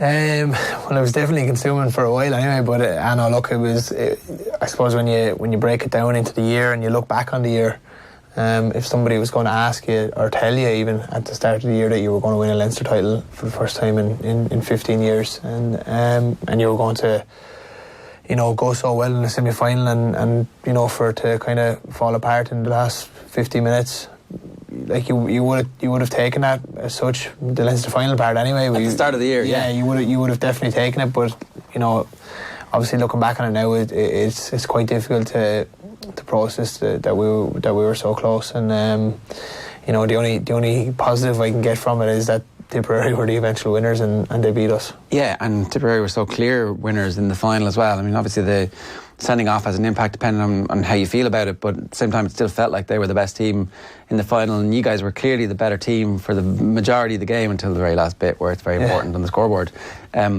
Do you process it? Do you try and process it? Do you go back and think and try and take lessons from that? Like, you think about Donaghy and him using brolly and having a picture of him when he's doing his sit-ups. Like, it's Rocky style and it's old school, and it can definitely benefit. Or it can benefit a group of young players and a young team who are kind of 3 years on the road as opposed to 10 years on the road to go, doesn't matter. We're going to completely. That's just a stepping stone. Next step. Which side of this? Is there a different way? I think it nearly go hard to say is it has to benefit you, because if it doesn't, then it will eat up every kind of positive thing that you have in your head. Especially going into a new year, you have to. I think there's an element of it too where you have to let it get inside you and make you feel the hurt. Yeah.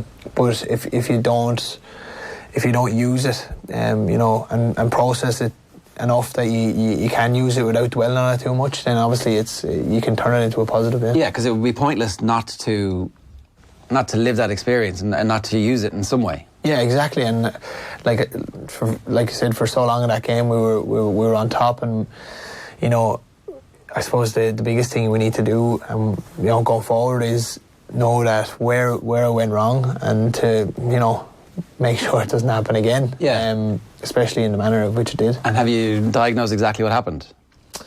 Well, sure. There's a number of things. I think for whatever we didn't do, or whatever way we didn't perform in the last, I think Tipperary played out of their skin as well. I think they had 5 points on the trot there out of 5 attacks, which is rare enough without a wide, or especially with them being a man down and the pressure stuff like that. Under, exactly, yeah. And they threw caution to the wind, and it paid off for them.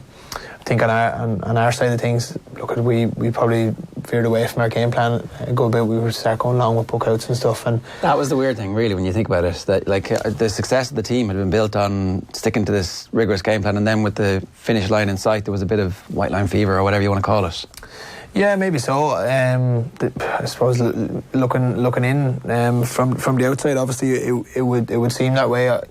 It's hard to call what exactly the initial thing was. I just think that our game plan was so rigid for so long.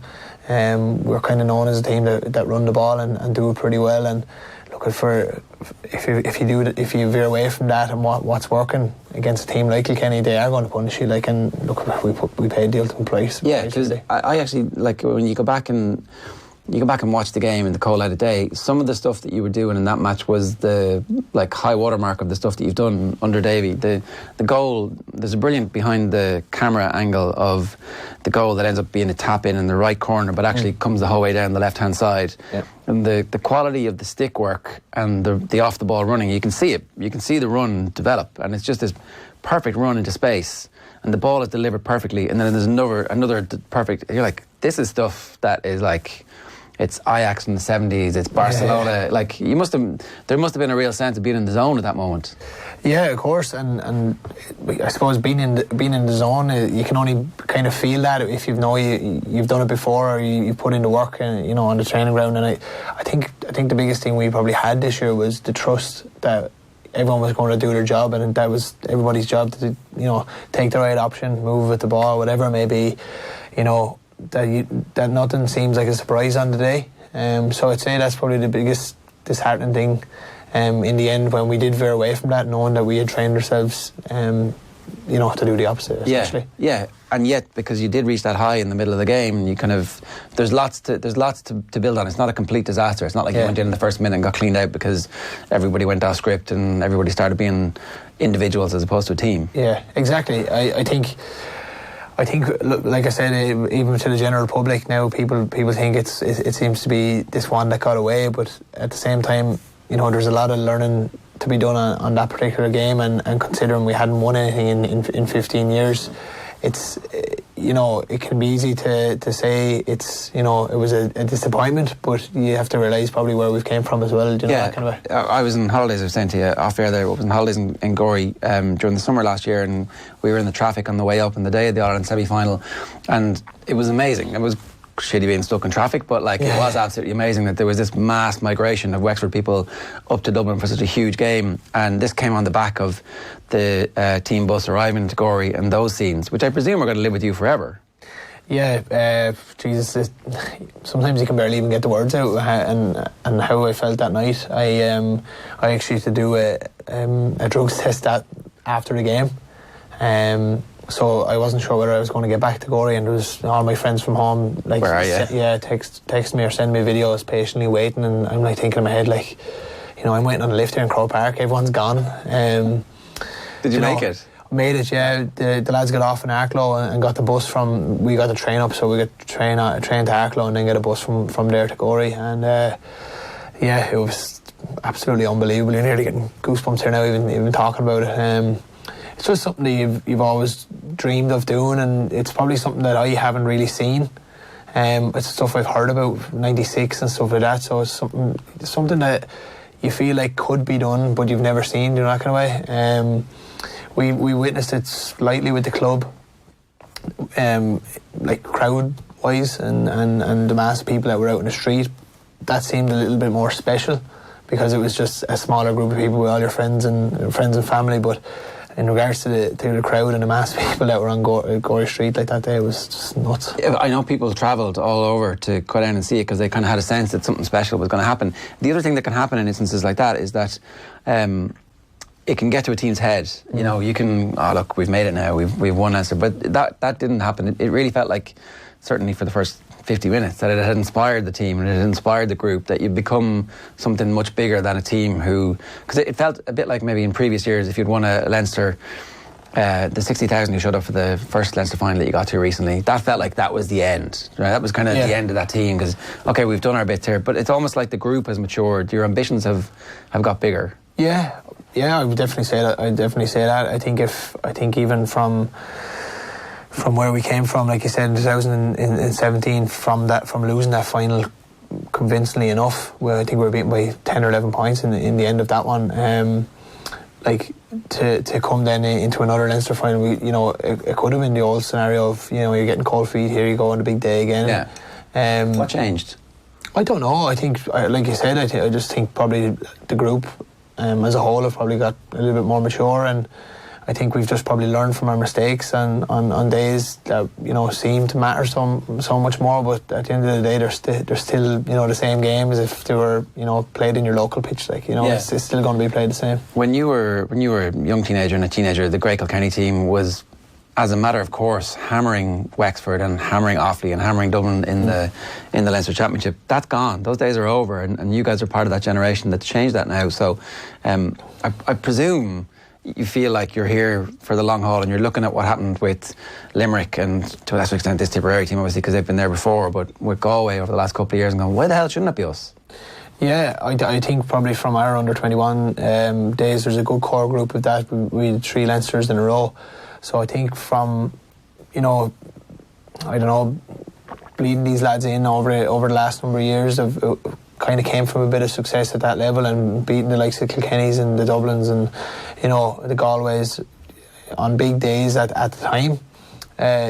You just kind of don't really think you're going to get hammered. You don't think, oh, geez, we're going to win the pressure. You just think, hang on, like, we've been doing this all our lives, so why should this change now just because a good Kilkenny team or a great, probably the best team of all time a couple of years ago, that doesn't mean that that's what they are now. Do you know what I mean? So, or it doesn't mean that they just have to win every day they go out. Same as any other team. The Galway team of 2017, they hadn't won, they'd been beaten in so many finals. And Limerick the same. They just seem to come from nowhere.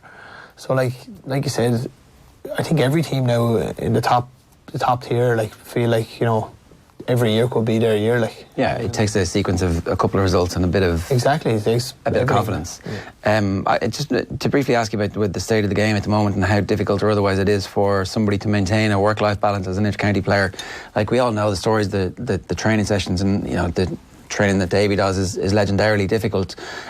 You set up your own business as well, so there's that kind of part of being somebody who has to do all the stuff that having your own business is, and also being an inter-county athlete. How is that work-life balance for you? How do you do that? To be honest, I actually feel like when you're not in a normal season, it can be actually a little bit more difficult because you've your social life, you've maybe your club hurling or whatever it may be, and then you've work as well, so you've three. Whereas now, you know, the social life is kind of put to one side for a while, and it's more kind of structured. To be honest, you probably have to structure your work week around when you're training or when your games are at. So, do you have a gym? You set up a gym? Yeah, and I to be honest, I probably am a little bit in a bit of a fortunate situation whereby I can some way organise my hours. I'm not quite sure if I'd be able to be sitting in an office from 9 to 5 in Dublin and drive down like some of the lads do. I just wonder how they have the mental capacity to do that. But look, at the end of the day, when you see the rewards of what you can get from something, like you can see why you do it, and it kind of motivates you to do it and do everything you can to. What are those rewards? Winning an All-Ireland, is that what it is? Is that? Yeah, it's just there's so many different levels to rewards. Like, you know, winning a Leinster, you know, so many people think like, okay, you win something, and, you know, I've often heard people say, oh, I'd win one and then that'd be me finished. Yeah. You know, I probably would have said it myself. I remember saying with the club, like, geez, I'd love to win the first county title. You know, you nearly, as people would say, die a happy man. Like, yeah, but then you get this urge, like, of wanting that again. It's nearly like an addiction of saying, hang on, this feeling is, you know, you want it to last forever. So, but are there other things along the way? Like, so if for example, you know, I hope this doesn't happen, but say you didn't win an All-Ireland, do you feel like you could have a fulfilling playing career, that you would have achieved enough if you drive yourself to levels of excellence that are as far as you can possibly go? Because if your only definition of success is bound up in winning or losing a trophy at the end of the year, everybody in the country is unfulfilled apart from the Tipperary Hurlers last year, and maybe that's how it should be in elite sports. But what? I would say definitely if you're involved in a panel, well, I certainly know I would be very, very disappointed if, especially with the panel that we have now at the moment, and the group of players that we have and the kind of core group we've had over the last 5 or 6 years. If I was to wind up not winning an All-Ireland with those, like, I'd be telling you a lie if I thought I'd be happy with that. That's just straight up. If I winded up not winning an All-Ireland, I'm sure if you asked, you know, the likes of Brick Walsh, who has been unbelievable, he's picked up all stars, he'd trade them all in, I'm sure, you know, he's just one example of so many. Yeah, he is a good example though, because I think the rest of the country thinks he's had a great career. Yeah, I agree. I think he's had an unbelievable career. He's been a stalwart for them for so many years. I don't know whether he would measure success on that.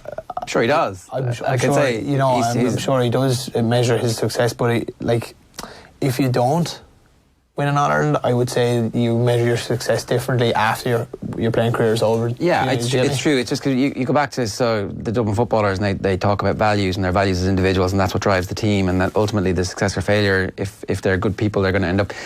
It's okay for them to say that though, because they've got 5 All-Irelands. Yeah. Do you know what I mean? Well, I agree with that in some ways too. I think they're totally right. Yeah, it's exactly. Just that but it's they can focus on their values a little bit. Do Mayo feel the same, for example? I wonder. Yeah, of course. Like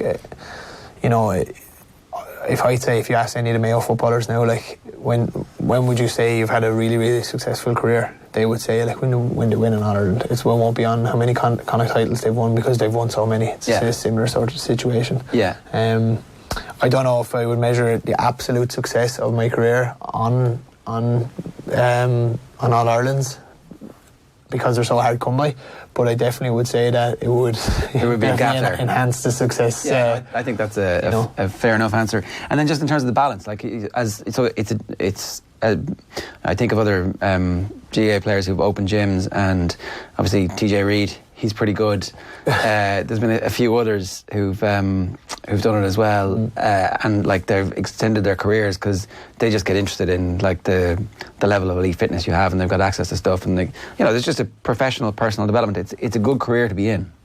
Yeah, definitely. Well, to be honest, my main thing would be that the reason I thought of opening up my own gym was to help people essentially. And that's probably the biggest fulfillment I get from it. I know, obviously, from my own, physical aspect on things, you can work on that a little bit more than what somebody would, if they're working in an office or whatever it may be, or on a building site or whatever. There's obviously that side of it, but to me, I get the greatest satisfaction I get is literally helping people, and not always the people who are playing sports, even at a club level. I don't have too many of those. I'd rather the average person coming in and they just want to change their life some way. Yeah. And I'd probably get a bigger kick out of that than anything, or I definitely get a bigger kick out of it than doing an extra couple of gym sessions just because I have a gym. You know, that kind of way. So, yeah. Well, listen, best of luck with it all, and thanks very much for joining us this morning. Thank you very much.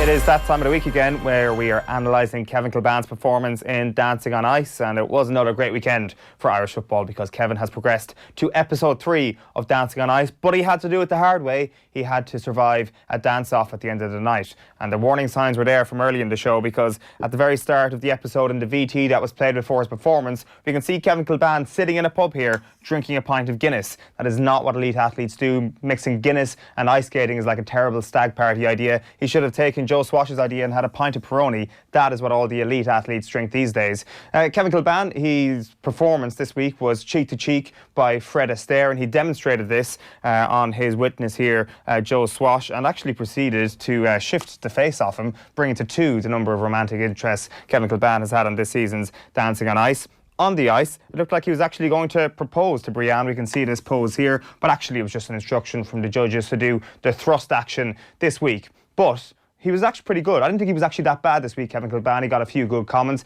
He did what he is now doing best, his special move on the ice, which is picking things up. Here he is picking Brianne up and lifting her above his head. Here he is picking her up and sitting her on his lap. And here he is picking her up and turning her upside down. Absolutely outstanding execution. As I say, there wasn't so many bad comments about Kevin this week. John Barrowman was actually pretty nice to him. But there was one little snide comment. It came from Philip Schofield. He said, "It's easy for you guys to go cheek to cheek," obviously alluding to the intimate relationship that Brianne and Kevin enjoy. But I give you this, Philip Schofield. How is it possible for people to go cheek to cheek when one of them is 3'3" and the other is 7'7"? It is a feat of human impossibility for them to go cheek to cheek, and I think you should give them a little bit more respect, quite frankly. Let's have a look at Kevin Kilbane's outfit here. He looks like a 1920s bouncer, very classy indeed, and he pulled off some bouncer moves. Here he is pulling off the "go ahead young lady, have a good night" move. Here he is pulling the "oh shit, she didn't see the wet floor sign" move. Later on in the night, he had to come out again to do his dance-off. And to be quite honest with you, it was no more Mr. Nice Guy from Kevin Kilbane in the dance-off. As we can see here, he has changed outfit from 1920s bouncer to 21st century bouncer, and pulled off a move here called "Not Tonight Lads," alternatively known as the "How much have you had to drink tonight lads?" A fantastic move, but he pulled off a special one. He picked Brianne up and it was straight through to the next round. Congratulations to Kevin Kilbane. Another fantastic weekend for Irish football. OTB AM. This is OTB Sports Radio. Off the Ball 2019 IMRO Radio Awards Sports Programme of the Year. Salah takes the shot. Mo Salah with one of the goals of the season. Who will see their dreams turn into reality? Whose names will be etched in history forever? Offtheball.com, best online publisher at the 2019 Spider Awards. A big breaking story on offtheball.com for you this morning. We have the very latest on the Mayo leaks. We now know what went on in that secretive Mayo County Board meeting. 2019 Irish Sponsorship Awards Best Radio Sponsorship, OTB Super Value GAA Roadshows. Well, when she comes back, get your arse back here, he said. Starr is out sitting on the swing and Darren O'Sullivan is pushing him. OTB Sports Radio, live online 24/7 on the Go Loud app. This is OTB Sports Radio. The Sport Ireland campus Blanchardstown is the home of Irish sport, not just for our athletes, but for you and the community. For families, check out our kids' camps, sport academies and birthday parties. For adults, why not join our newly refurbished gym with a 50-metre swimming pool, or book one of our world-class indoor or outdoor facilities, including our athletics track, sports pitches and courts. And for companies, check out our team building days, conference facilities and events. All this and more at sportirelandcampus.ie. OTB AM. 11 minutes past 9. Turn on the mic. Oh, God, yeah, there's amateur hour here. 11 minutes past 9 here this morning on OTB AM. Apologies for that. Top 5 stories this morning. David Clifford is the new Kerry captain. Is it the right thing to be thrusting such responsibility onto the slender shoulders of a turning 21-year-old? We've brought you the very latest from the FAI. If you missed that, you can scroll back or get it on podcast. As soon as this show is over, we'll put it up and timestamp the whole thing. James McCarthy, we've talked about his role and potential role with the Republic of Ireland. I'm saying get him in the team. Get him in the squad, Mick. Get him in the team. And put the qualification on his shoulders, because at this stage Glenn Whelan's not even playing any football. The idea of a rugby draft, we're going to come to that in a minute. And Longford GAA, great piece up on our website. Headline is, what in the name of God do I do now? Life beyond intercounty footballer. Life beyond intercounty football. Arthur James O'D has written this piece for us, and it's about Barry McKeown, who is one of those 60-odd footballers who've decided to step away from intercounty football. He's been an intercounty footballer essentially since the time he was 18. He's 26 now, works in construction, and has decided to go back to college to do a one-year course. It was 2 nights a week and Saturdays. And then so it was training with Longford Monday, Wednesday, Friday, Sunday, and course from 6 to 10 on Tuesdays and Thursdays and one Saturday a month. So something had to give, and he ends up making the decision that ultimately it was going to be intercounty football. So again, the common theme emerging here is that my love of the game had gone, which was the same story that we've heard from a lot of people. It's the grind of the training. I think most of this ends up coming down to what's the point in doing it for the summer, because we're going to have 2 games. The love of the game thing is kind of an interesting phrase, because when people say, they've fallen out of love with the game, you kind of have to question what is actually wrong with the game itself. And I know we've had rule changes. Some people would say they're unnecessary. That would suggest, though, that there is kind of a general mood within some aspects of the GAA that the game needs to be fixed, that the sport itself needs to be fixed. When in actual fact, it's not. The game is a great game. Like that's it. It is the fixtures, it is the calendar, and this idea that you would all of a sudden fall out of love with the sport at the very pinnacle of your career in that sport is actually ridiculous. But that is just because of the demands that are placed on intercounty footballers and hurlers, that when they reach that pinnacle, they just can't handle it, because no person in the right mind would be able to handle that with a smile on their face. Like, you have to make a decision. Do I go through the horrible nature of being an intercounty player for the good days, or are the good days not worth it, or do they exist at all? Well, that's the thing. Cases? I think, he talks about the amount of different people who are involved, so the nutritionist, the strength and conditioning, he's like, I'm fairly old school, I'd like to just go back, I'd like to just go and play, okay, I understand you need a bit of shape, but let's go and play. And I can see why, if you're a county who is trying to make a breakthrough, is trying to progress, that you invest in all that kind of stuff, because that's what everybody else is doing, and that's where the arms race has taken us. But there's kind of no point in being involved in that arms race when you're one of those counties that can never compete with Dublin, Mayo, Tyrone and Kerry. Like, Longford will and obviously they did end up beating Mayo in qualifier a number of years back, but there's been a quantum leap forward. They're never going to beat one of the top 4 counties as they are constituted in the top 4. They're never going to beat, they're never going to compete against Dublin, really. So what's the point of doing the nutrition? What's the point of doing the strength and conditioning?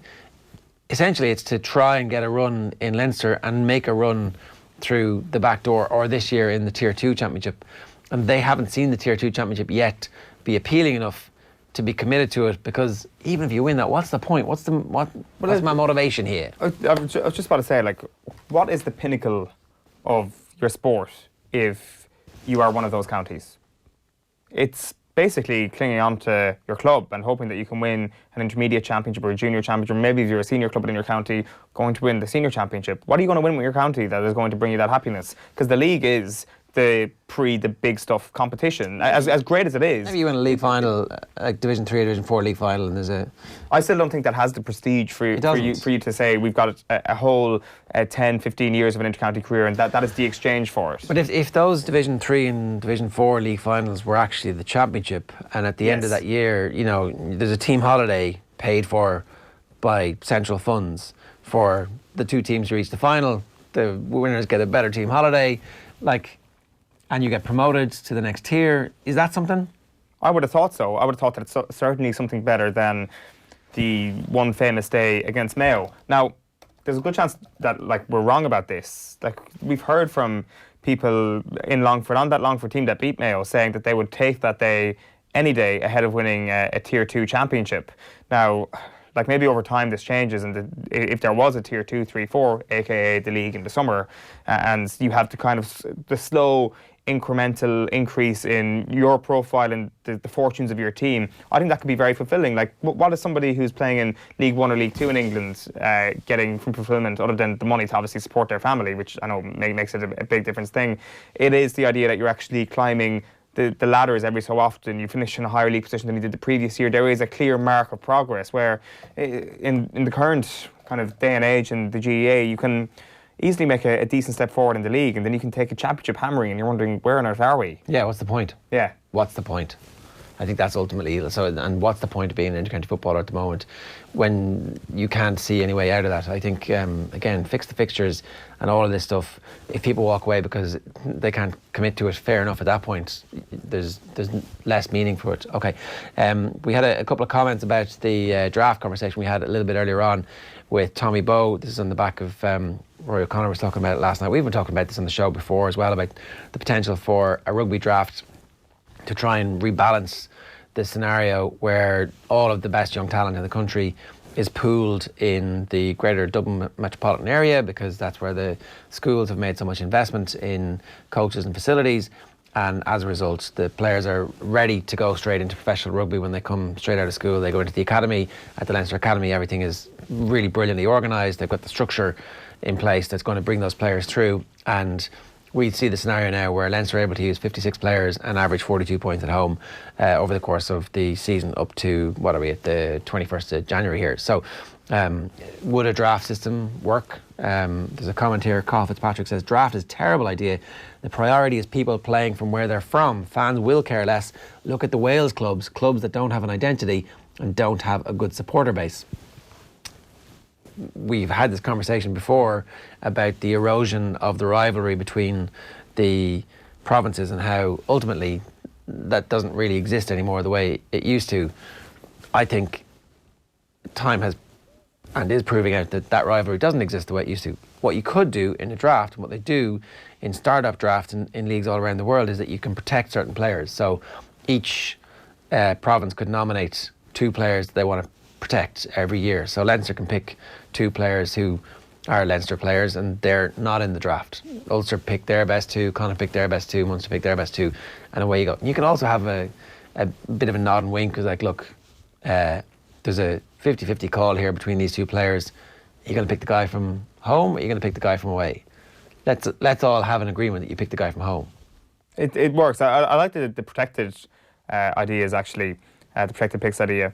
I guess at the moment, though, isn't there a situation where the very best of each province is playing for their own province? like obviously you have situations where the second choices have been moved around. Carberry very famously, but like the best Leinster players, the best players from Leinster are playing for Leinster at the moment. And but Tyburn couldn't get in because he was injured. Well, that's true, and then he has to go abroad, and then like. I don't think we're at the juncture right now where the whole thing is dissolved, but it is alarming to say the very least. But it's interesting that you mentioned investments.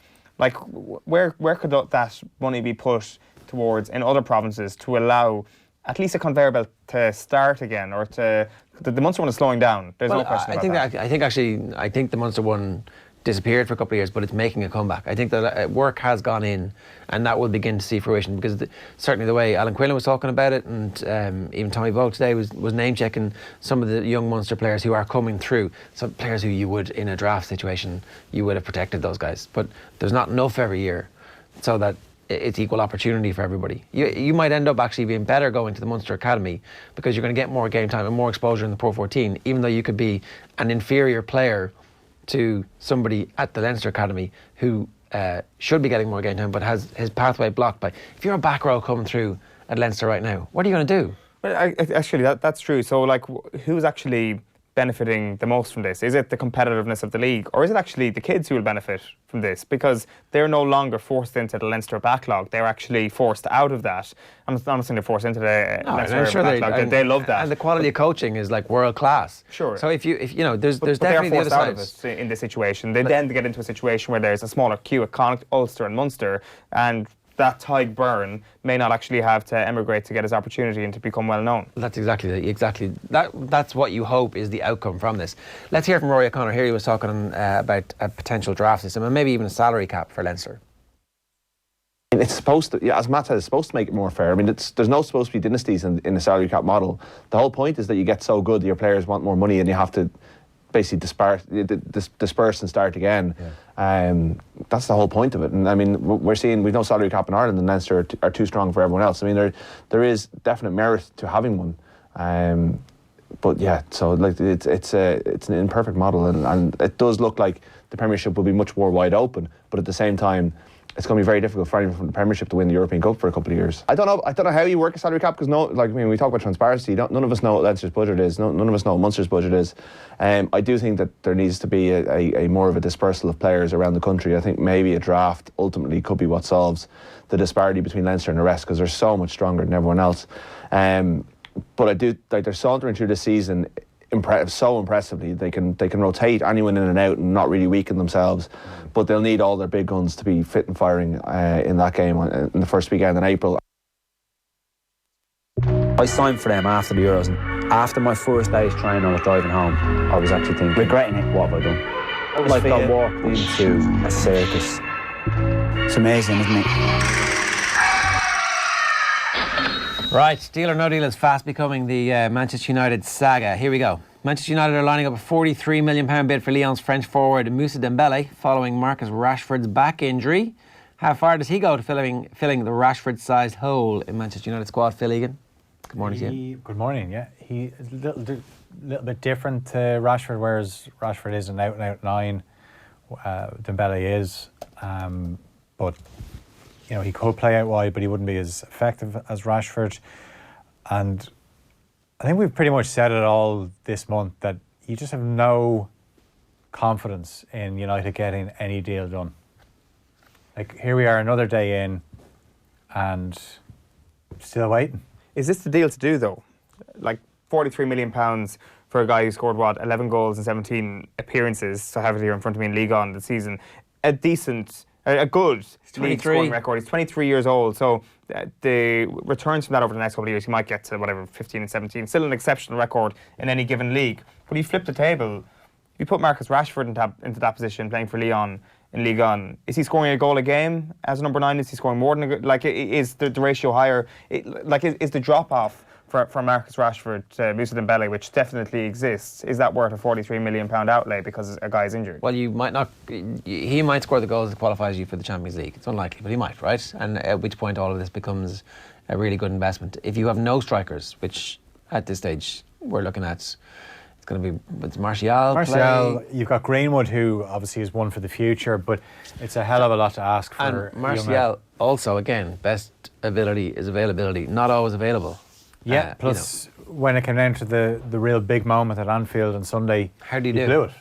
He smashed it over the bar when usually you'd back him in that situation. So it's here, right? So Cavani is the other one, right? Let's do this one. As predicted in yesterday's Deal or No Deal, Man United are being linked with a big cash offer for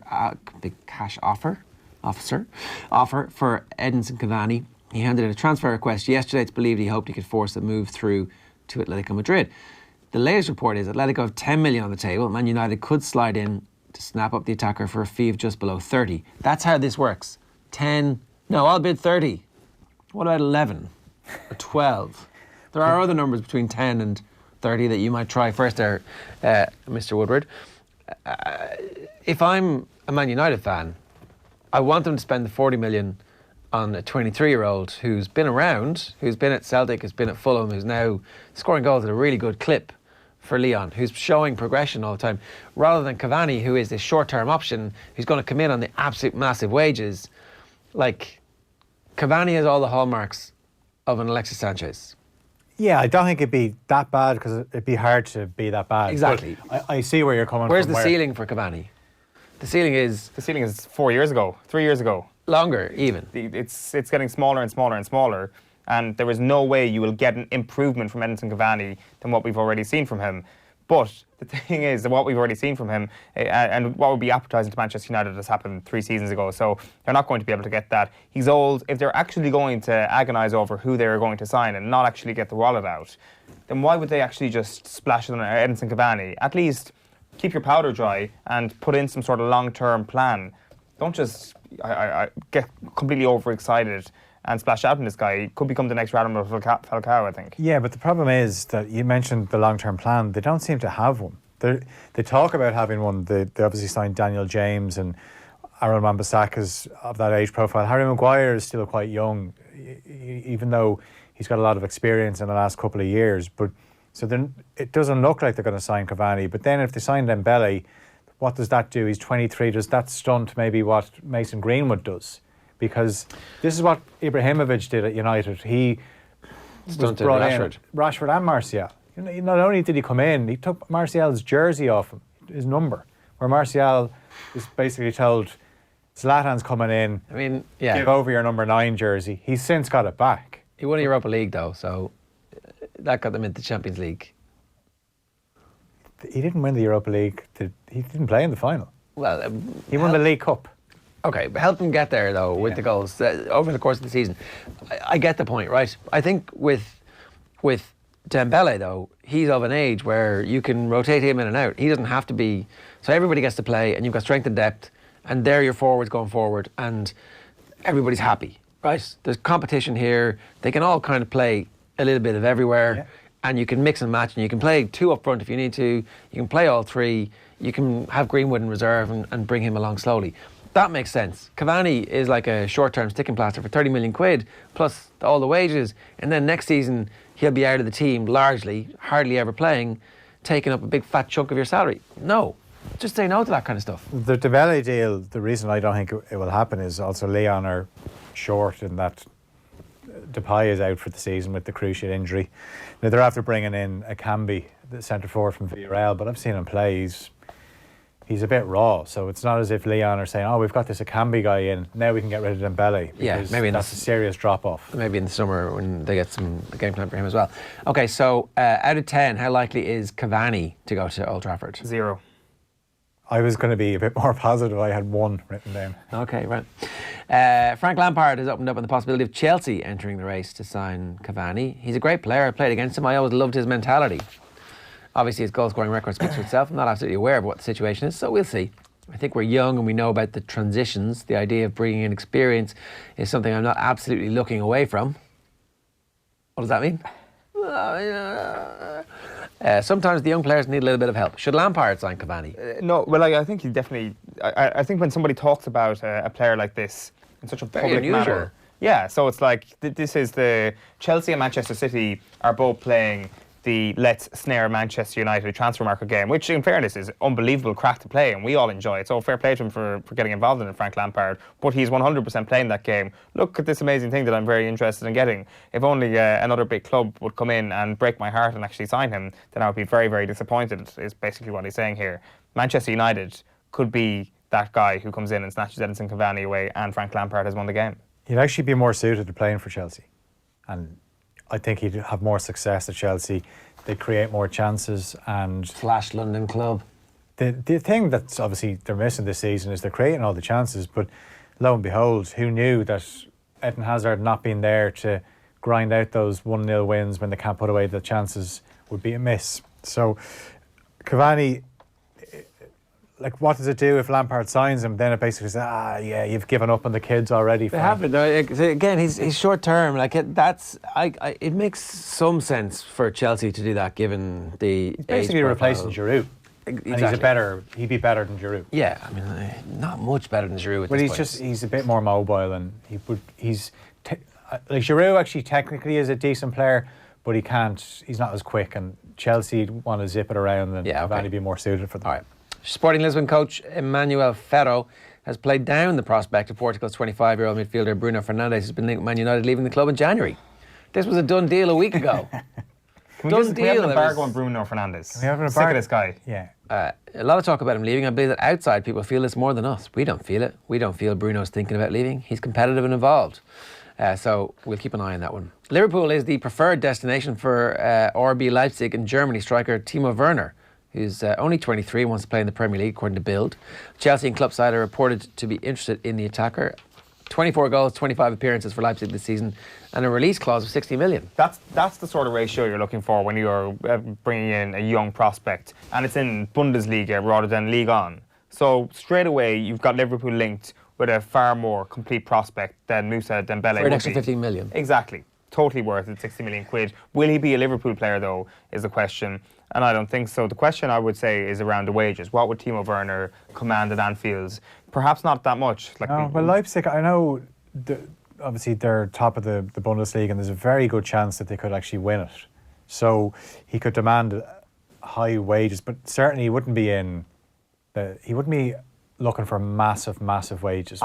Salah's the top earner on 200 grand. Yeah, and I do think that people are turning down. So apparently Oxlade-Chamberlain turned down more money at Arsenal than Liverpool offered him to stay, and he ended up going. Don't make me sick, says Tommy. So that's his Liverpool propaganda, he says. The thing is, Werner, if he wants to join Liverpool, if Liverpool want him, they can get him, because that's where they are at the moment. And that's a good time. Now is a good time to do that business, though. If there's a buyout clause there, get him in now, not play that much over the rest of the season, be able to rest. There's no way Leipzig are letting him go. Well, if there's a buyout clause, what can you do? I can't see.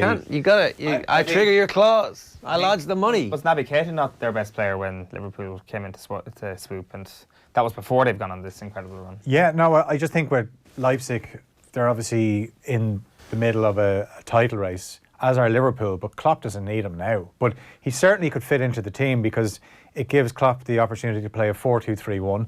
You play, obviously, Salah and Mane out wide. You play Firmino in behind them. All right. Then you have your shields of Henderson and Fabinho. But it also gives you more chance to rotate with that formation, because Minamino then can come in there.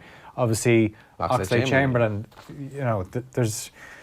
there's definitely a lot of possibilities there. Yeah, that suddenly is like a big thing for... And actually, watching Liverpool this season, there's so many games where they've won, but you think they should have absolutely obliterated the opposition, where maybe they're just missing that guy down the centre, just banging goals. Christian Eriksen, still not an Inter Milan player. Inter will offer 12.8 million plus add-ons to sign him. This is a cheap deal. He's 27. I'm amazed that they're the only club. 27 though. He's fine. He's gonna fall in love with the game again. His little child is gonna come out. Liverpool are not willing to let Xherdan Shaqiri, 28, his inner child, leave the club this month amid interest from Roma, who want to pick him up on loan. Why not? He's handy to have, because injuries happen. You think back to the second leg of the semi-final against Barca. Shaqiri starts, set up one of Wijnaldum's goals. Handy to have players like that in the team, especially if Liverpool, they've a decent draw in the Cup this weekend, they could actually... Stick them in, play that game. Yeah, you know, the likes of Origi and Shaqiri are important. Pep Guardiola. Kill the League Cup. Is he right? No. There was a 5-5 draw in the League Cup, which resulted in an unbelievable penalty shootout this year. This is the sort of move towards a club World Cup or European Super League or some nonsense like that.